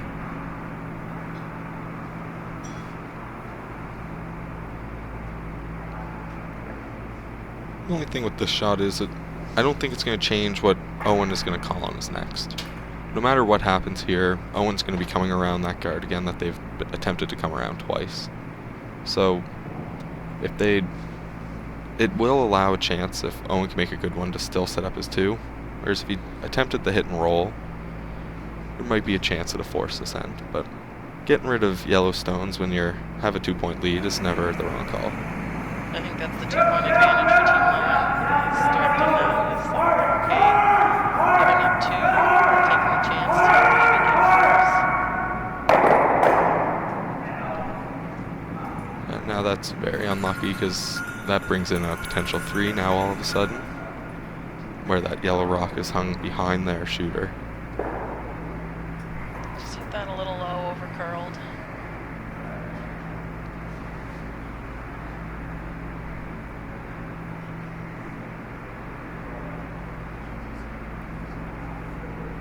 I'm gonna try the other direction. I like this. I think there's 2 reasons for this. They're not getting the curl they want on the other side of the sheet, and if you are going to leave a piece of your rock open, Yeah. you want to leave it open on the side where it doesn't leave a double on your 2 in the rings. Yeah, or a hit and roll. It's going between the posts, as they call it, is never really a good option. Just if you can like to do this, because if you hang this out a little bit, they're going to hit and roll open anyway, and you're going to have a wide open hit for 2. And so it doesn't really change the shot. Whereas if you come through the hole and leave it either side, they can make a hit and roll behind cover. The goal here above the tee line, at least partly buried. That'll do the trick. With 1 shot left for Team Loewen, they gotta make it good. Yeah, I don't think he has an easy shot now, so. Looking at potentially freezing. This is where, Adam, when you said the 3's in play, if Team Loewen doesn't remove either of these yellows, that's the idea, the 3 being in play. Yeah. Now it doesn't look like they have a great chance to remove either one. No. No, I don't know that they have a much higher percentage shot than the freeze as it is. I don't think that either hit is easy, so. They love to force, so a call like this will make a good freeze. Yeah, so if you can ever make this freeze perfect, it'll definitely set up a pretty good chance to force, but We just watched Weagle struggle to make this freeze Yeah. twice. Yeah, exactly. It'd be interesting to see what the line looks like on this one.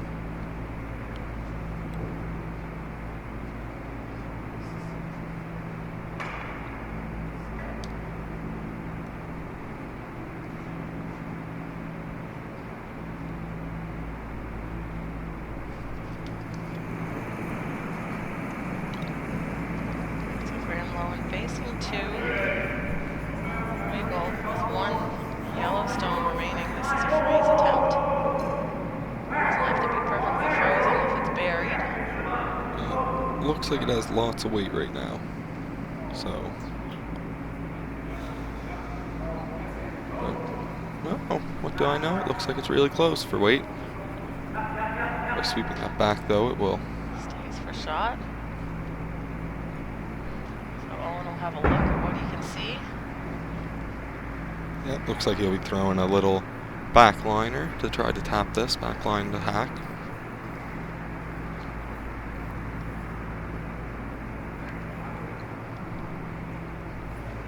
The first real chance of multiple points generated from this Team Weagle. They've struggled to generate the points this game, but lo and behold, some kind of corner guards have managed to. Yeah, with how little going. curl here, it'll be interesting to see as well if this ever takes any curl at all by throwing this just that little bit harder.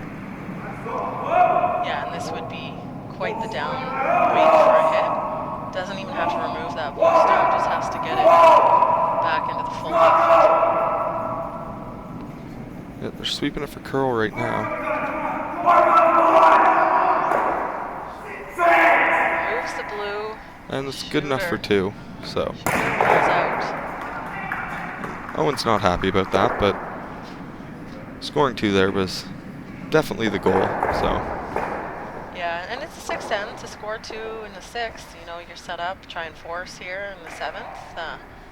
Seeing a little bit of the similar reaction to Team Loewen when they gave up the 2 points in the 4th end. yeah, Frustration, but again, reminder, hey, you just scored 2 points. yeah, yeah, exactly. In the 6th end, it switches it. The advantage almost goes towards Team Purcell now, having the even ends after 6.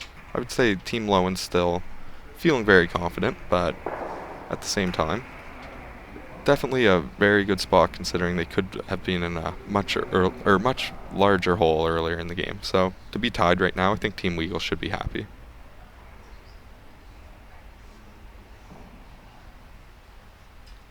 Game on, 7th end. We're tied, 5 apiece.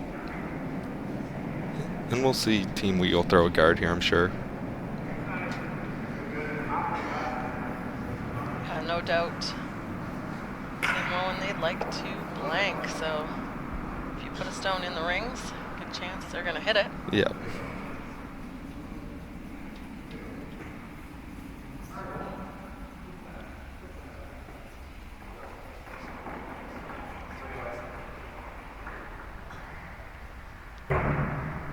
No corner guard this end. We could end up with something similar to the 5th, though. Or Yeah. say, well, Loewen be happy with the blank, but I think if you told them they could take 2 or 3 points, they might go for it. Yeah. Yeah, exactly. You don't want to... By pushing for the blank too early, sometimes it also forces you into being forced one, which is never a really good result. So I think you'll see them play for a multiple score here, and if things don't work out early, they'll probably bail and try to set up a blank opportunity.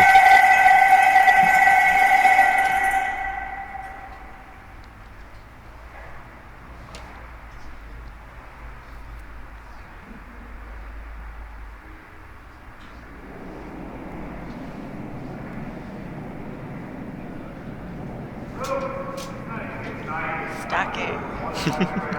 It's going to be a thing. Just wait. This one looks like it might be hanging out a little bit. It might be heavy, so they might be coming around everything here.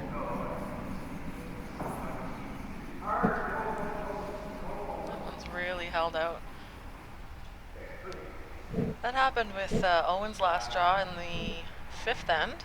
Set up the 2 points for Loewen. Owen and Loewen.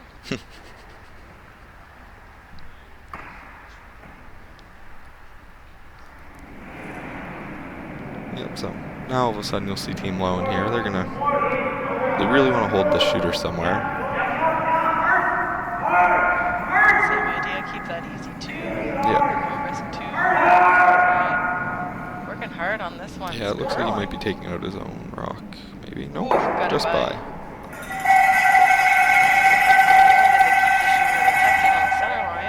Side rolled toward that button. And now Weagle's here, running back their own center guards again. So if this is peeled, Team Loewen will be very happy. If no contact's made, it'll definitely give them a chance for 2, and if not, a blank. So.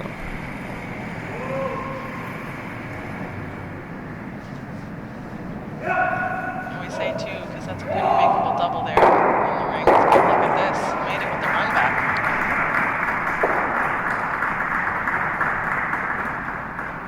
So that's a good shot there by Jeffrey Meyer.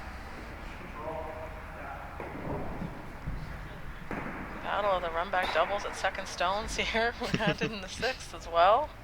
Andrew Lawrence making a good one.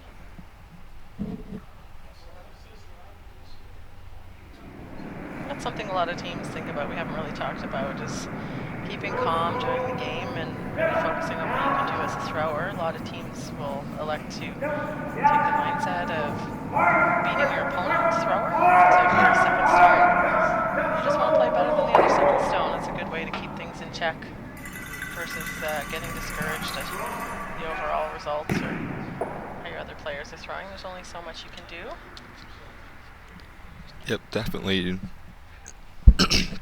And the key definitely is that even if you're not playing well, you have to be out here and you have to keep your energy up, keep sweeping, and especially in a game like this, because The other boys will feed off of your negativity as well. And you can also make a lot of difference by your sweeping, even if you've missed a shot. So Got that one by. Roll the shooter.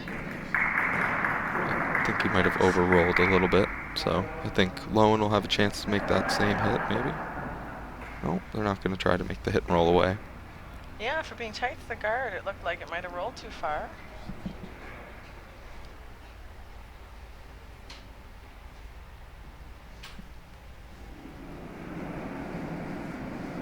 A bit of a change here. Yeah, now all of a sudden, if this is fully buried, Weagle does have a chance to force Loewen all of a sudden. That wasn't really looking like it was going to happen a few rocks ago. Looks a little light. He's really trying to get it to the rings. Loewen does not want a guard. And I think that's what they got. And will stay short, so that shot will change the complexion of the end. I'm a little surprised, like you said. I thought they might play at that shot stone, and if you peel the guard, that's fine. Yeah.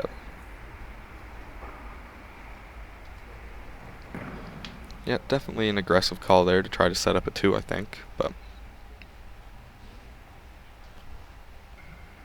now they're going to need some big shots here from the mate to try to either salvage a 2 or else clean things up completely.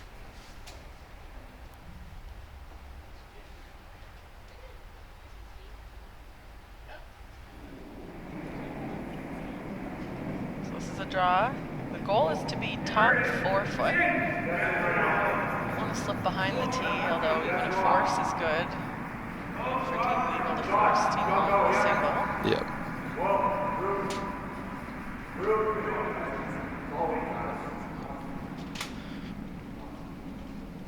Line's looking good on this one. Yeah, that's right around where they wanted it, so. Hair heavy. It's always that balance. I think it's risky enough for that force that I don't know that Loewen will play into it. No, I think they'll throw the double peel. You can get lucky with this as well and get this into something in the rings. And if you could ever make the double peel and remove one of those yellows, the blank definitely still is alive. But this one I don't think is going to. And it does. So just like that, now it's going to force Weagle to hit, and now you're one double away from having a blank setup. So yeah, the key here, you see Owen Purcell holding the broom for Skipper Graham, indicating the big rollover. If you nose this and don't hit the yellow in behind, there's an automatic double setup. And we're on to mate stones. So a few chances left for a double. They can play this roll pretty aggressive, but it is important to keep the shooter in the rings. yeah, no one's sweeping it yet, so they must be pretty close to nose. Ooh, yeah, just under.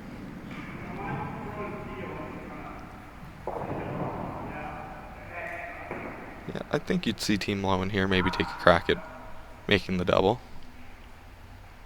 you have to hit it high side, and so if you hit it a little too high and nut it, the shooter rolls out, and then it's an open draw to sit too far apart. That's a reason for some hesitation. Yeah, great shot if you make it though. So yeah, you don't get a lot of chances to make them like that. And ooh, watch the shooter. And by it holding on there, it's still good enough. So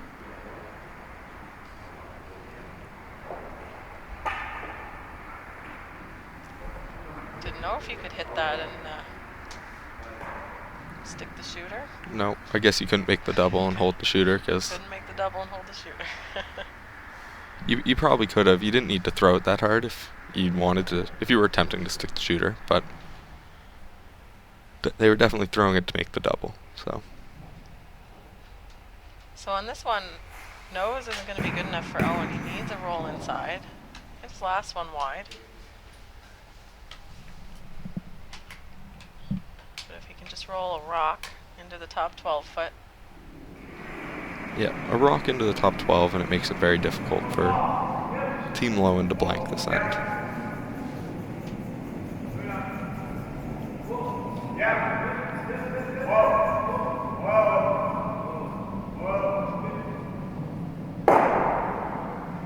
Just like that, it's going to be. Perfect.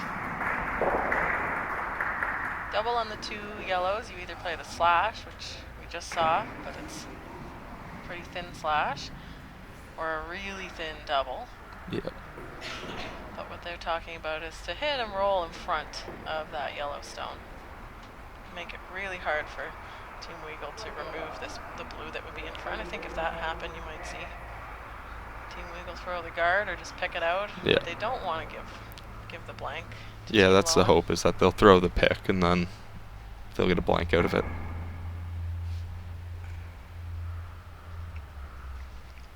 The other option that Team Loewen could throw, which would definitely require a very good touch for draw weight, would be they could freeze the rock on the 4 foot, forcing Team Weagle to blast it out and then get the blank that way. You might see them do that if that rock wasn't so close to the center line and on the button. If it was somewhere back 8, they'd probably attempt it.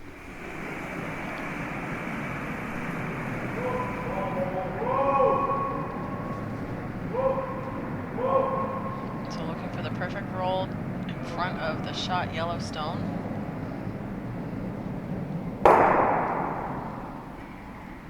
And that'll stay. So Owen will be looking for the same kind of roll. Yeah, if he can ever roll right in front of his yellow, it's going to make a pretty tough score here for Team Loewen. Might see them go for the double and blank if there's any angle on these 2. Yeah, definitely. Giving up a steal of 1 here for Team Loewen isn't the end of the world. So they might take on the risk of trying to play the double and blank. It's always interesting. We're talking about who doesn't want to score here. Team Purcell wants to make it enticing enough that Loewen scores 1. They don't really want to steal. No. Loewen thinking, well, it's okay if we give up a steal. We don't really need the 1.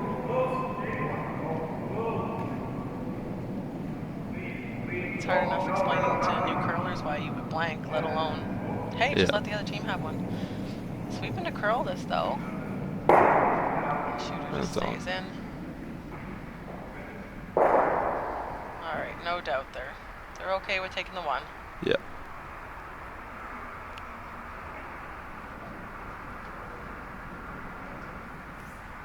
Have you ever had that teaching new curlers? And you'd say, okay, so now we're going to hit this and not stay. Yeah. Because we don't want to score. And then the new curler, just, their mind gets blown. Yeah, definitely. And the same with the getting to go second. A lot of teams don't understand that. Yeah. New curlers don't understand that the concept of throwing last is an advantage. They want to throw first. As soon as you say, it doesn't matter how close you are, as long as you're closer than the other people, Yeah. the score gets taken after all the rocks are thrown, and they start to realize why it's so important. Yeah. It's always an interesting concept, too. Closer is not necessarily better. If there's no other rocks in the rings. And So that's good. that's a good throw. That'll be his 1 there. Team Weagle's very happy now. All of a sudden, they're looking like they're gaining more and more control throughout this game. With that single lone, will lead 6-5. Weagle with hammer. We're already in the 8th end of this provincial final, the AMJ Campbell 2020 Junior Men's Curling Championships. So I would think here we'll see Loewen throw this one into the top of the 4 foot. Just because of the fact that Team Weagle won't hit it. They can't really afford to, just because they need to score this end. So they'd like to score 2 here, and they don't like a blank idea, really. Blanking 8's not a great option for Weagle. Yeah, they'd rather take 1 than blank. Yeah. Well, they'll give them the choice. An open house, would they throw it through? I think they probably would, they and try to carry a definitely- blank in 9 as well would probably be the play. But We have all these hypotheticals. yeah. And then as we say that, Loewen throws a center guard. That's interesting. I always find that's funny. Throwing the center guard. You know Team Weagle's not going to hit your guard that you Yeah. put in the rings. And that one just overcurls past center. And I think when you throw the... No corner guard here. Huh. When you throw that rock into the 4 foot or 8 foot, if it's not perfect, you can try and make something better out of it Yeah. on the second.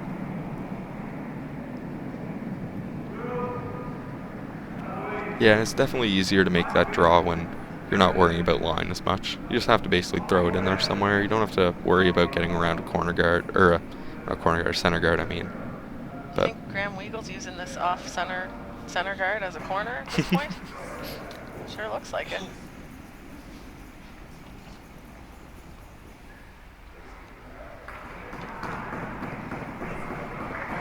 And that'll stop right on the center line. I think Team Loewen can see it. Yep. They're gonna freeze though, try and complicate things. Yep. I mean, Team Loewen might also be trying to push here for a steal a little bit. A steal here would be great for Team Loewen. Take a 2-point lead and have control of the even ends. So that's also a thought process behind throwing the center guard. Yeah, I just also think you can achieve the steal by throwing the rock in the rings first. Yeah. I just don't think Graham would have hit it, but maybe maybe I'm crazy. That one curls nicely behind the guard though. Yeah.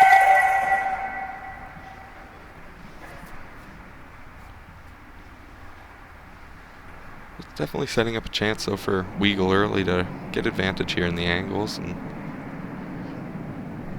set up what right now would be a pretty basic 2, but we do have 6 rocks coming in for each team, so.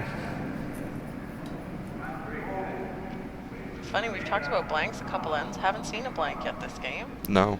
The only real attempt at the blank was in the first end. Yep, the nose blank attempt by Team Weagle.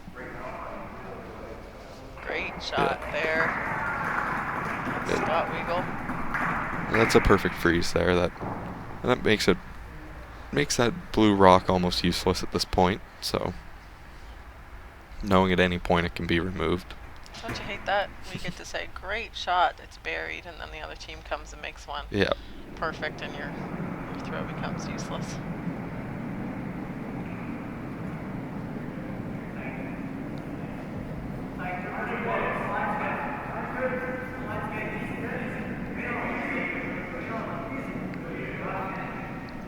Another freeze attempt here. Yeah. This one carrying a bit better than all the other draws we've seen. They don't want to tick that yellow sideways.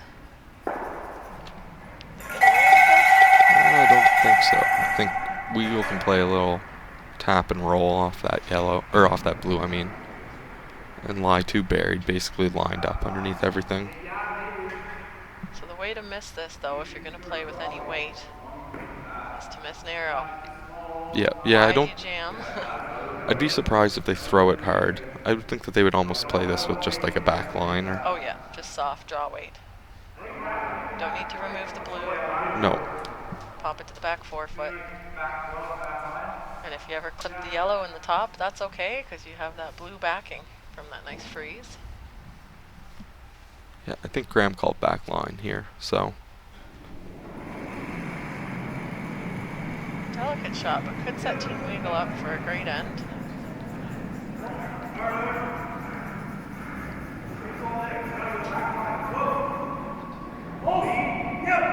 They're very close here. They're on and off, so. That's usually a good sign. Tight. Oh, just touched the yellow. They touched the yellow first, so. Now it'll give Loewen a chance to make a double here or hit and roll if they want. That was pretty close to perfect. Graham knows if Graham Loewen knows if he makes the double, shoot or roll wide. Not the best chance to force or steal. So trying to keep the play on that center line. You see the indication is the hit and roll to the center. Even though that looks like a very makeable double. Yeah. Doesn't go toward their end goal. Get it? Goal for the end.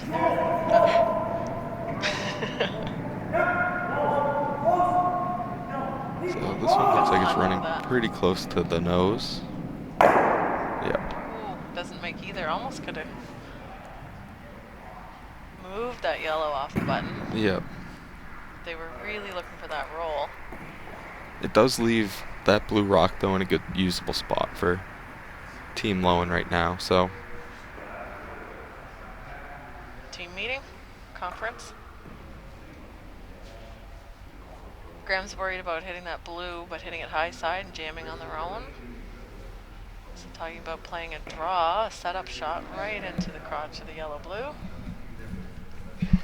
Yeah, if the draw was made into the crotch, there would really be no way for Team Loewen to remove really any of the yellow rocks.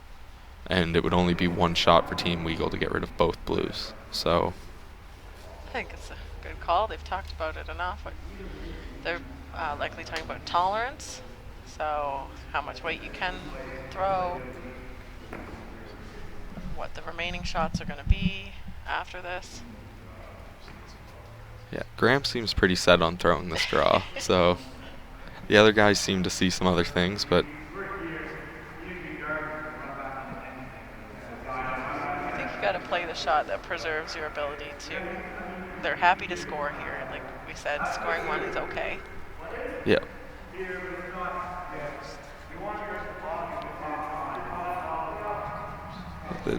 This one's tough though. There's not a lot of real places for it to be placed that isn't perfect.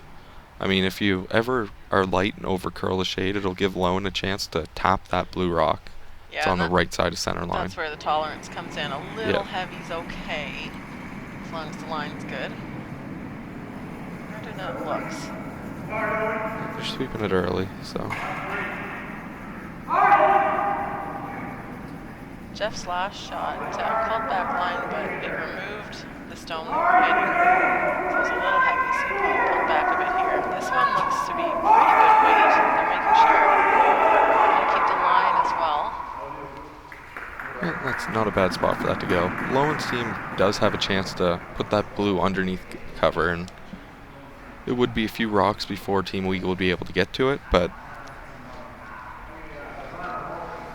after Team Weagle makes contact with that top rock, there would be a very lonely blue rock in the 4-foot and a lot of yellows. So risky times. And Jeff Stone there, the yellow, pretty good weight. I know it was a little light because sweepers were on it the whole way and obviously over curled a bit. Just needed to be less than a half rock. Yep. Less curl. Big shot here, Adam McEachran.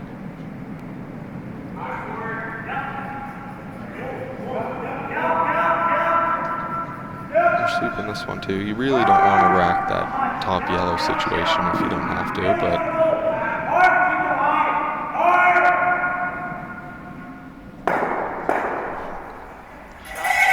that's a good enough shot there. That'll.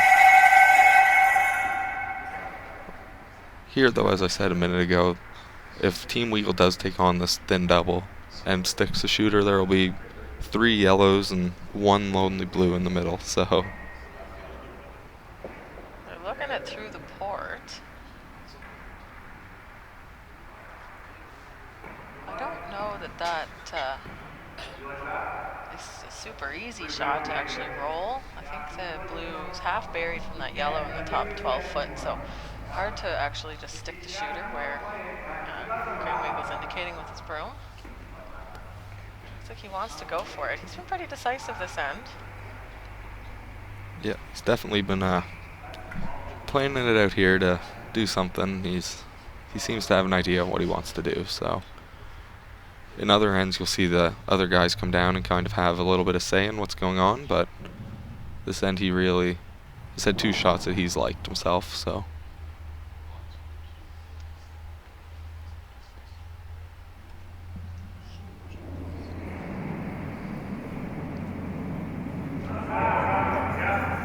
This is perfect. He'll leave a raise, but again, those 2 yellows are in such nice spots up front. This is a soft weight. Needs to stick to shooter. Trying to curl it. And the shooter. Team Loewen better sweep that one, try to get it out. Yep. Shooter rolls out. So now Team Loewen has a chance. You almost want to put this like full back 4 if you could. And just kind of sink it under everything. And hope that that stagger can basically protect your rock for the remaining rocks at the end. So current shot stone is the blue, top 8, but that can be gone at any time. You gotta put another insurance point in here.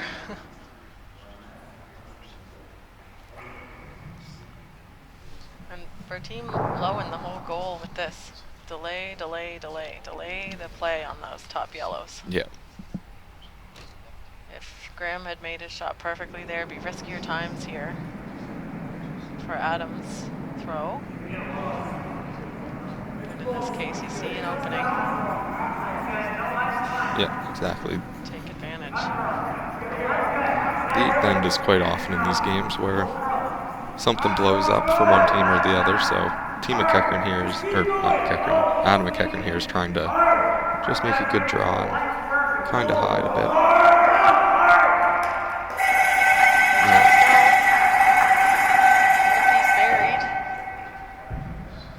Yeah. Did he leave a shot? No, he's... If Team Weagle can make this thin double and spin up, McEachern's gonna... Or I guess it'll be... Loewen will have to throw a draw. They won't have any way to remove any of the yellows. So they'll be in a lot of trouble. And just basically hiding for their life if this is made. Not how we thought this would be played, but with that stone ending in the top 8 foot, I think it kind of forces this play from Team Weagle. So we might not ever see that play on the 2 yellows. And the yellow-blue combination of second and third stones, those are pretty frozen, so I think any contact with that yellow on the top 8 foot will probably shoot the blue out a bit. Yeah. There'll be some heat on this one.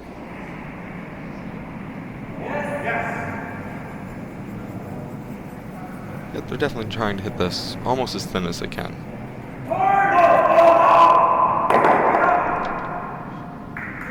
And that's a good shot right there. Spin of the shooter actually backed up, like upwards in the rings. It's accessible, but when you hit it, you're not shot, you're not second, you're not even third. And you can see that blue on the side is now open. Yeah, the only positive is that blue can still be removed at any time, and Loewen is still in a heap of trouble right now. So Weagle is definitely looking good to score 3 here if they can. Loewen doesn't make something very good here on this shot.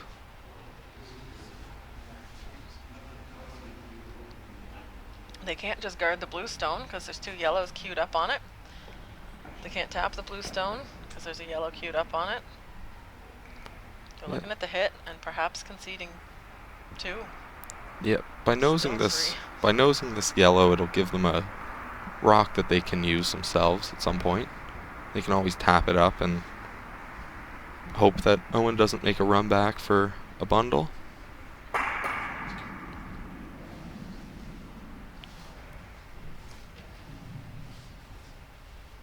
So tense times. I'd say for both teams, maybe a little more tense for Team Loewen right now. Yeah. Yeah, definitely one mistake here and almost put them in a huge hole. So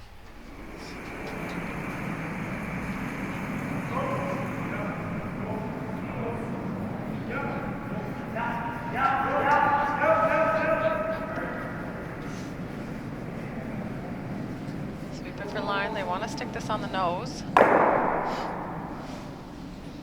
that's good enough, I think. It actually chipped that yellow underneath the guard a little bit, which might work out well for Team Loewen, just because it's not really accessible now and it's forcing Weagle to basically hit this blue.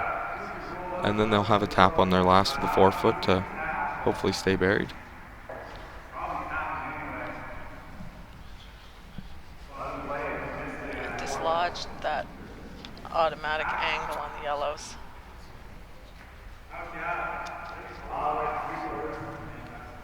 Owen Purcell's first here in the 8th. Looking for a hit. Soft weight. Stick the shooter. I think if Owen makes this successfully, Graham Loewen will have to hit and roll. Yeah, he'll either have the hit or roll or tap his own blue a little bit. Which tapping the blue he could make well enough that it could almost be a guaranteed steal Quarter line So on this. Unmade. Sits 3. 1 apiece coming. So we'll look at these 2 shots. Looks like pretty quickly Team Loewen says we want the hit and roll. Thinking about these 2 shots, this one you have to make the roll or it's going to be an open shot for 3. The tap, a little safer, brings in the chance of 4. yeah, If it over curls or is hit too far. yeah, they do have quite a bit of stuff to roll behind. Ideally, they'll roll basically to the center line, I would think. Just stay on the left side of center ever slightly.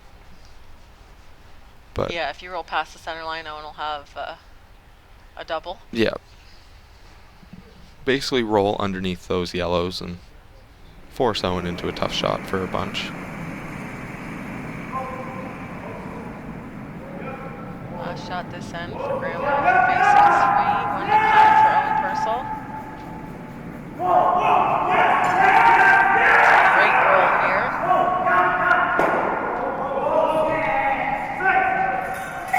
That's a pretty good roll there. It'll leave Owen a shot for 3, but at least he has to make a 6-foot double, so it's no gimme by any means. This could be a big swing in the game. Team Loewen up a single. Yeah. If they give up the 3, they'll be down 2. Yeah. If they steal, they're up 2. Yeah, exactly. Either way, this shot really swings the game quite widely for one team over the other.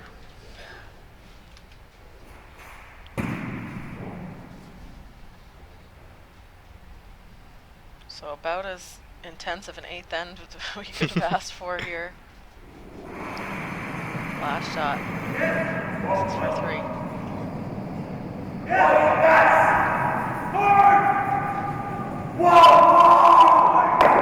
And they make the double, so that'll be for 3, I believe. They might take a look at the top one, but we're pretty sure it looks here. like it's 3.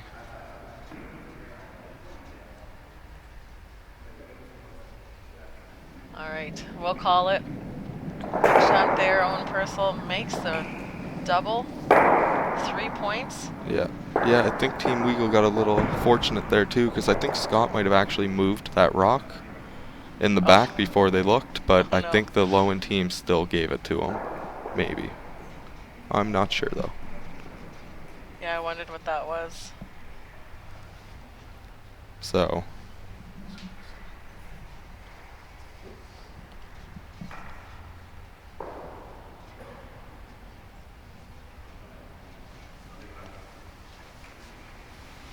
I think it might be 3, but 3 on the camera. We were looking at that before. I think that back stone was just touching outside the rings, but you have to give a bit of the benefit of the doubt.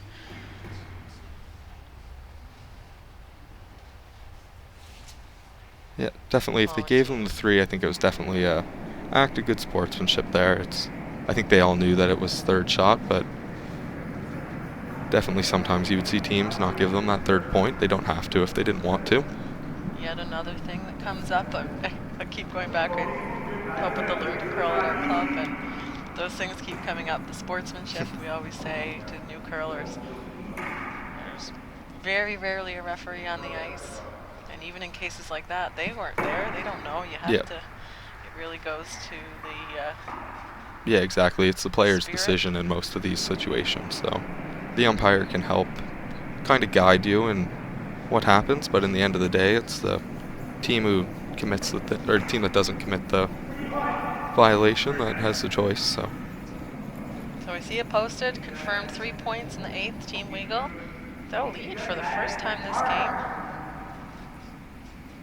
No time like the 8th. nope.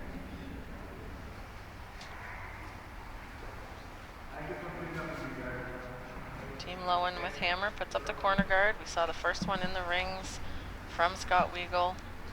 Kenzie Noss with the corner guard. I think Team Loewen will have to play pretty hard for a couple points here. Yep, they're going to have one of 2 options. They can either, if things don't work out a blank here, they could always try to score their 2 in the 10th end, but I think trying to score 2 here and steal the 10th would be probably what they're going to try to do.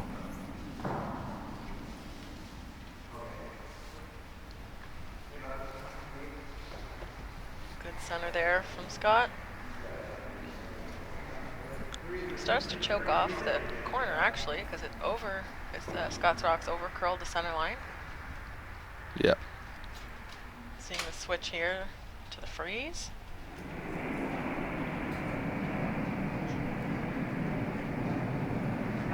Not totally unexpected though from Team Loewen. They play this a lot. No, they're starting to stack here, so. Yes, you're right. What a good word.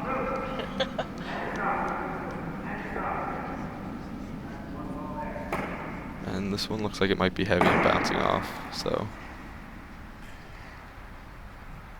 Oh, so you think we're seeing the 9th end slow down a little bit there? That one looked like it was moving and really curled.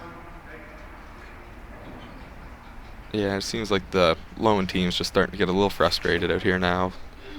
Seems like they had complete control and it's kind of been grabbed from them, and now they're in a pretty tough position, but there's still 2 ends to play, and they're not out of this game by any means.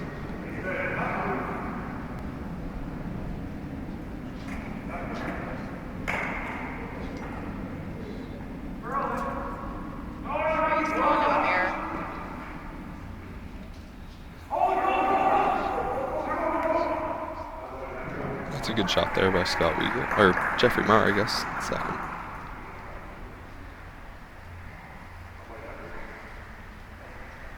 You can see where those 2 stones are actually connected. There's no space between them. The blue stone pretty vulnerable. For Team Loewen, you got to get another one in there. Yeah. Can't do much. The only other thing other than freezing right on top would be to dislodge the stones that are frozen. Right now that blue could go pretty easily, but if you ever played a little bit of extra weight and got to the inside of the yellow 8-foot rock, could get some separation. Yeah, definitely. Another option, they could have almost came around their corner guard, lied force shot, but at some point in the end, that stuff can be moved fairly easily. It would just kind of make it a little interesting, see what Team Weagle would have done, but. They got that one in the rings. Not quite up to where they wanted. No, so now you're going to see Team Weagle's just going to guard this.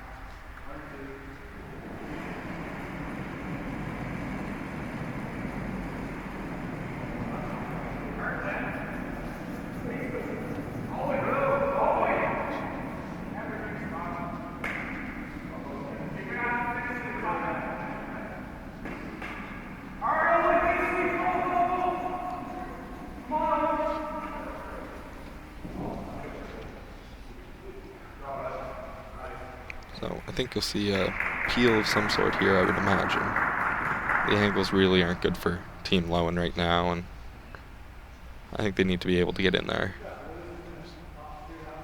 Graham doesn't like that reality. No, I think double peel the 2, so hit high side, try and shoot that yellow back into the blue. Yeah. Spin it back. Yeah, exactly. It looks like a lot of good things can come from this. I mean, you could also play it to roll to a corner, which isn't far off making the double peel either. And if you make the double peel and roll for another corner, you never know. These rocks in the middle can always be moved. So. He's looking at the slash on just the 1. Yeah. Or over the top. Because it's not a slash really, but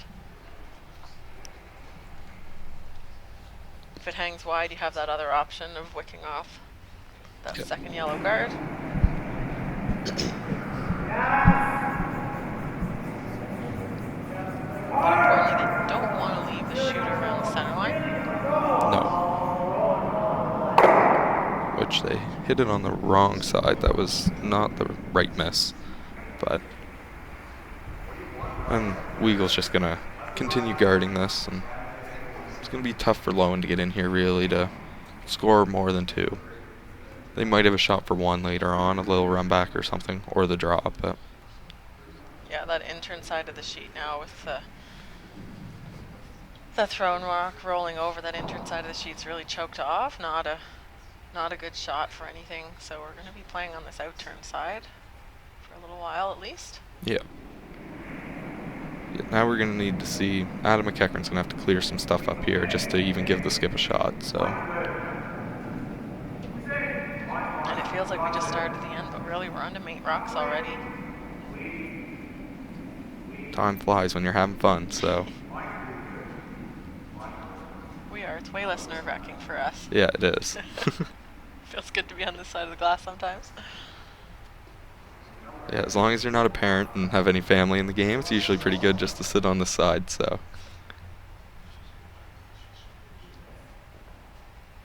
I'm sure there are some mothers and fathers out there out on the ice, though, that are a little bit more of a nervous wreck than we are in here, so. Yes, all watching intently. None of them have come inside. It's a little chilly out there, but it's nice to be able to hear and see all the action going on from the ice shed here at Lakeshore. So what do you do to clear up that front? It's messy. Yeah, I mean. Might be a double on the blue-yellow combination. Yeah, that was kind of my thought, was go. I thought maybe yellow-blue into the tight one. Try to hold the one that you're hitting.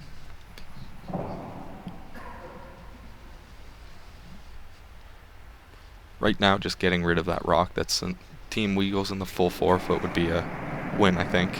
Would definitely give their skip a chance for one, at least. Yeah, the only thing with this is you do leave the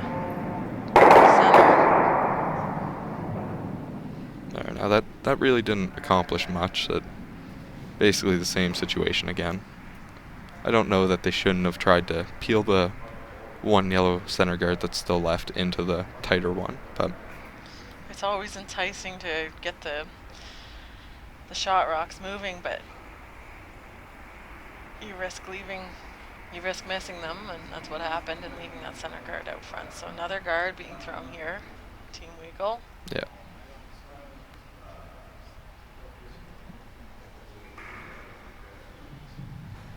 You can definitely see the confidence in Team Weagle right now. All of a sudden, in the last few ends, everything's turned around for them. They seem to be getting in the hack a little faster, seem to just be knowing where they're going to place the rock before. So, no real time wasted here for Graham. He knows exactly what he wants to do here to really make it tough on Team Loewen.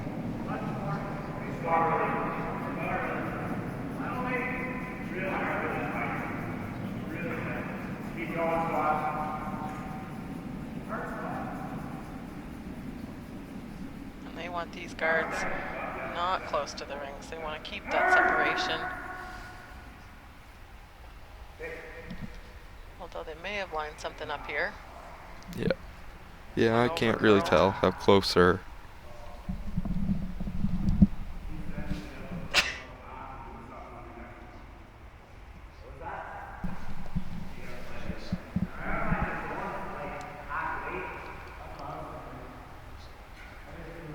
I think it's so hard to call a play into the rings right now. Yeah. We'll get a timeout. Coaches will have a chance to go out. Yeah, so it almost looks like they could play a yellow-blue combination that might get the blue going in towards that cluster.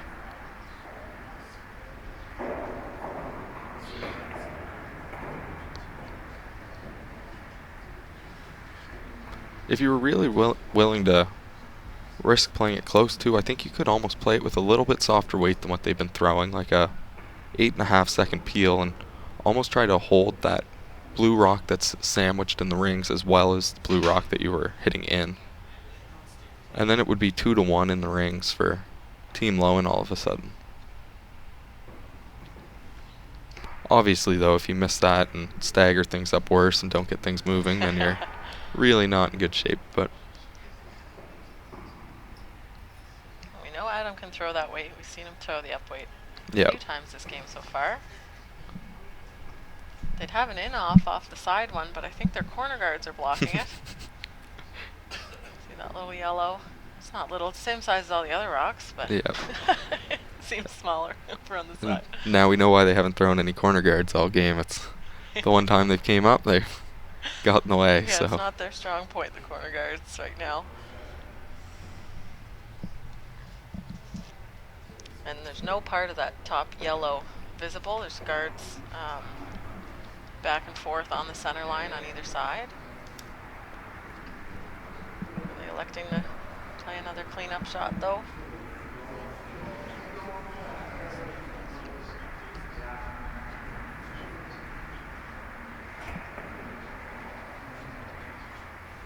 I'm not sure what they might be throwing a freeze here with that Yeah. broom, or maybe like trying to chisel that yellow a little bit.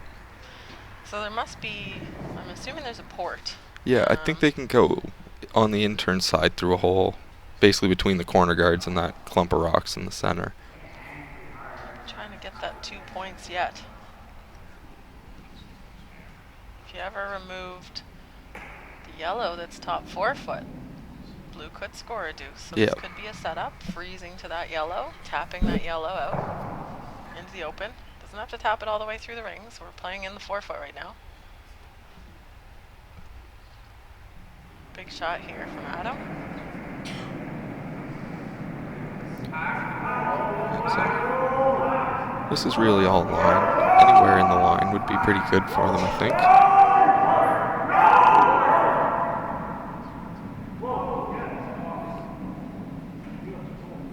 They make the port. Make contact with the yellow. That's a really good shot there, actually. That, even though it didn't move them out and they did roll to be second, or roll to be fourth shot, it's still definitely 100 times better than it was a minute ago for them. Yeah, the shot Yellowstone is in the open now. Blue is second. So the opportunity for 2 is there. That thrown blue stone's not as critical as the top 4 foot. Yeah. What a great shot. Now Team Weagle's looking at a run back. Yeah.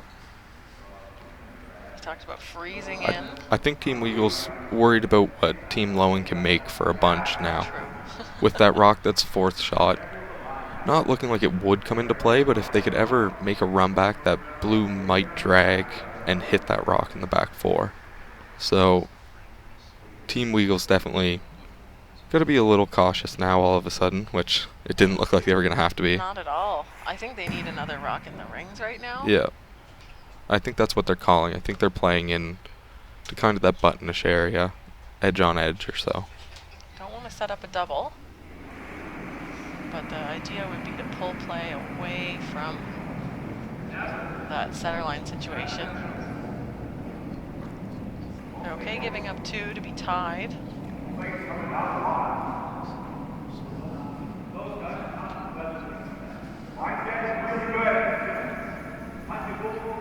They are sweeping a bit. That looks like a great spot there.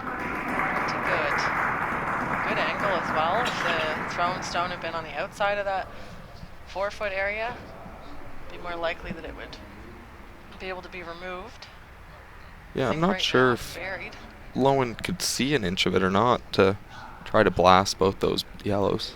I can't really see from here. They must not be able to, because I think that would be what they would be calling if. Yeah, there's a center guard just looks to be just perfectly in front. I don't even know that Graham can see a sliver.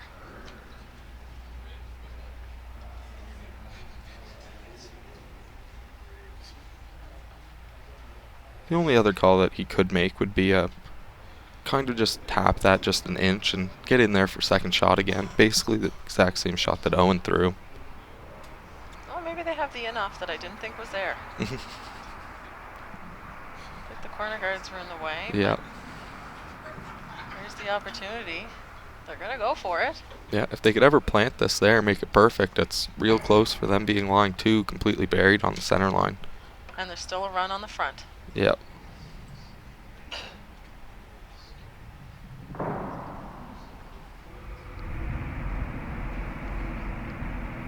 Very exciting ninth end.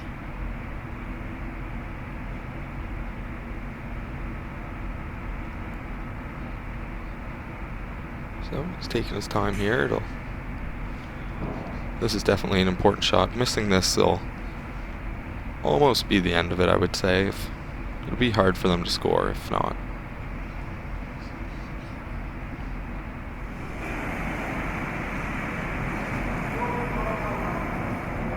Wide and off. Sweepers aren't on this. No, I don't think he... Yep. Yep. Ooh. Could have had some unexpected results there, but instead doesn't disturb anything in the house. No, so Owen's not going to mess around with that yellow rock, I don't think, to give him that shot for 2 again. I think he's thinking just peel that out and...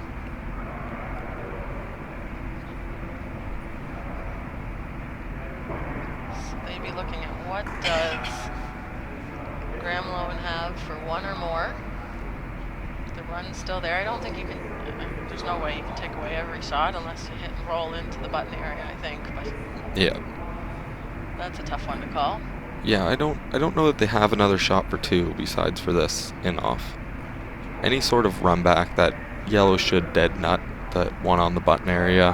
And they might be able to get shot, but I don't think it would ever spin out enough for them to score a second. The in-off is the best chance for Yeah. Team Loewen, so gotta remove that.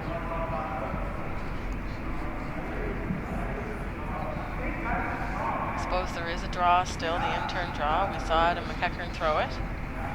Yep, yeah, they can definitely make that draw. All these are just for the single.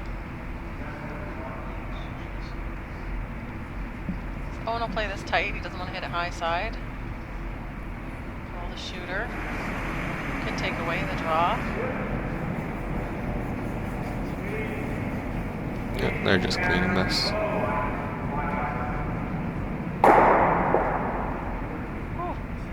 They're going to hit that on the inside. That works. Through the hole. So decision time. The in-off's not there. No. No, Team Loewen's very hard pressed now for 1. This would be the probably the shot of the week if they could manage to get one in here at all. Think you got the double run or a draw? Those are the 2 shots.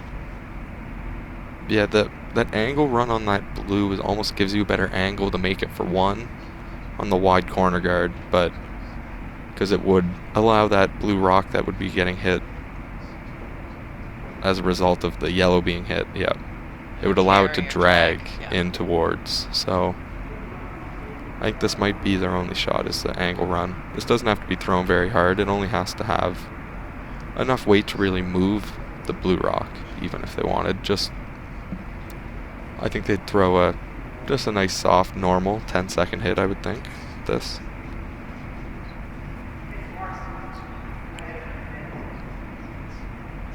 Hit the high side, into the top 8-foot yellow. Blue will redirect to the button area. Nut onto the yellow. Now a good chunk of the button. See if we can string it together. Graham Loewen, last shot, 9th end, down 2. They're sweeping it early, so. This looks like it might be an over curl. Yeah, that'll just about end it, I would say. They'll probably throw them back, but Team Weagle's definitely in a great spot right now. Up 4, that was a steal of 2.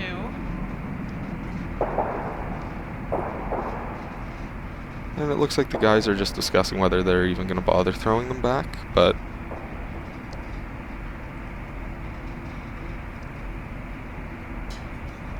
I think they will.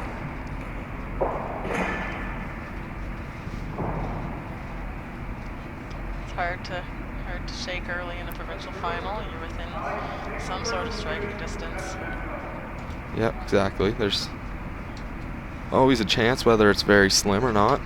I think you would just see Team Weagle throw this one through the rings, but it looks like they might just be throwing a draw, which is very interesting, I think.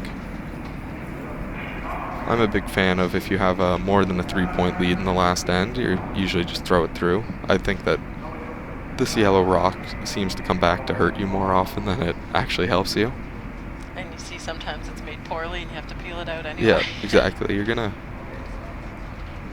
most likely gonna see Team Weagle peel that out anyway. So, and then if the peel's missed on it, you might even roll over to the side somewhere. So, I think Not a lot of good. No.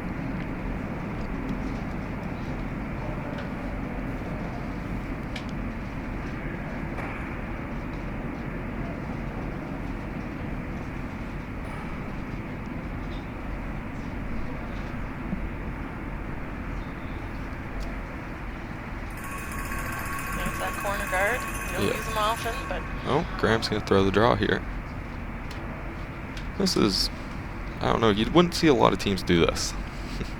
That's for sure. It's definitely a couple taps away from being usable. And with a 4-point lead, basically, all you have to do is make all your hits, and you can even afford to miss one, and you'll still win the game. So, by doing keeping this, it fun for the viewers. Yeah, exactly.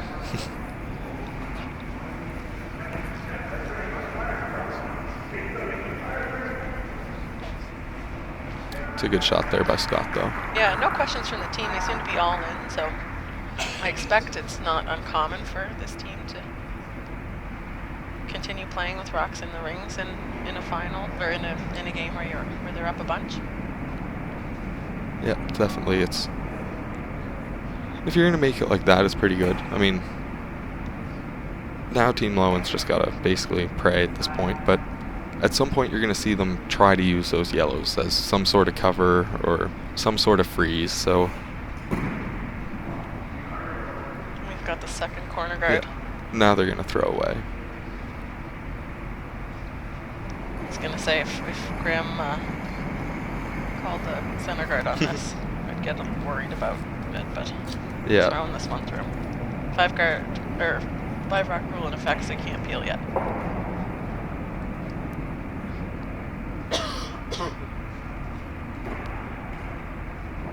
So I think from here on out it'll be pretty easy. I think we'll know what both teams are going to be doing. Team Weagle's just going to keep hitting every blue rock that comes into play, and Team Loewen's going to hope that Team Weagle doesn't make those hits and somehow muster up a 4 here.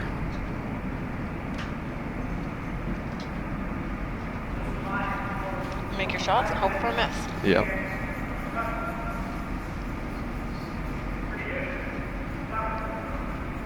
Here's the play around the guards.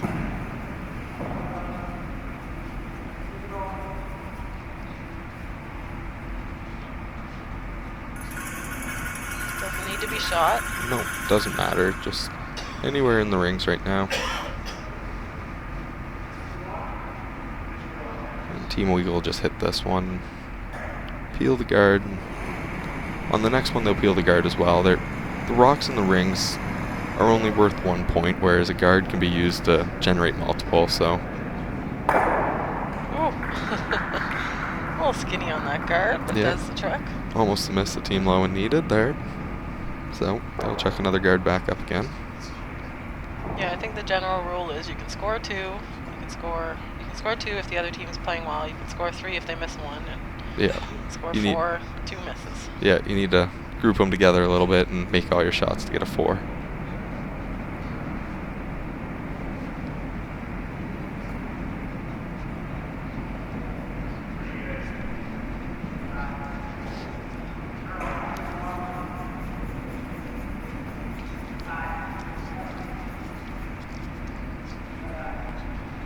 And so this one will get over to the hog line, so it's a good spot.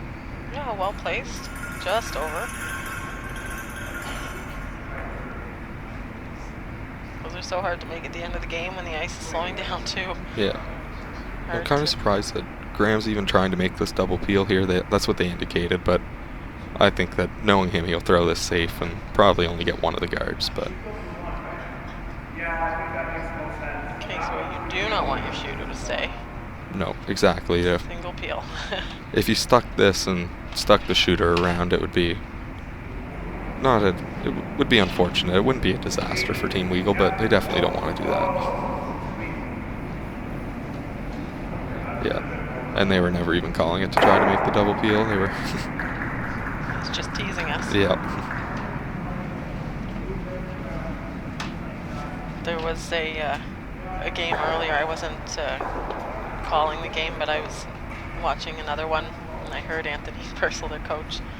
There was an opportunity like that. They were up in points, this Team Weagle, and there was a potential double peel in play, and Anthony sat behind the glass and said, "Oh no, they would never call the double peel. They know better than that." Yeah, it looks great, but it's really the only way that you mess up right now. So maybe if the game was a little closer, they might take a little bit better crack at it. But with a 4-point lead, you're never even gonna think about trying to make it. One's better than none. Yeah. So this was a draw call, but I don't think Adam McEachern thought that one picked. Certainly the line would indicate the same. So looks like shot stone's open with 3 rocks remaining and 4 having to count. This could be the end of things. Yeah.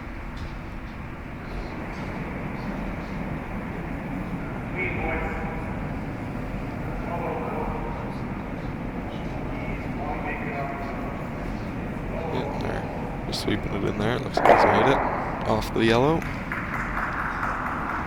And that will be it. Team Weagle will win the final here. Congratulations to all those boys. And congratulations to Team Loewen on quite a string of wins there. A little short here in the final game, but definitely a good week to look back on. 5 in a row. Good showing from Team Loewen, and really good effort in the final. Came short at the end of it, so it will be Graham Weagle, Owen Purcell, Jeff Marr, Scott Weagle, Coach Anthony Purcell taking the title, junior men, at the AMJ Campbell Nova Scotia Provincial Curling Championships. On behalf of all the organizers, volunteers, ice makers, thanks for joining us. Adam Cox, Selena Thompson. Signing off. Catch you next time.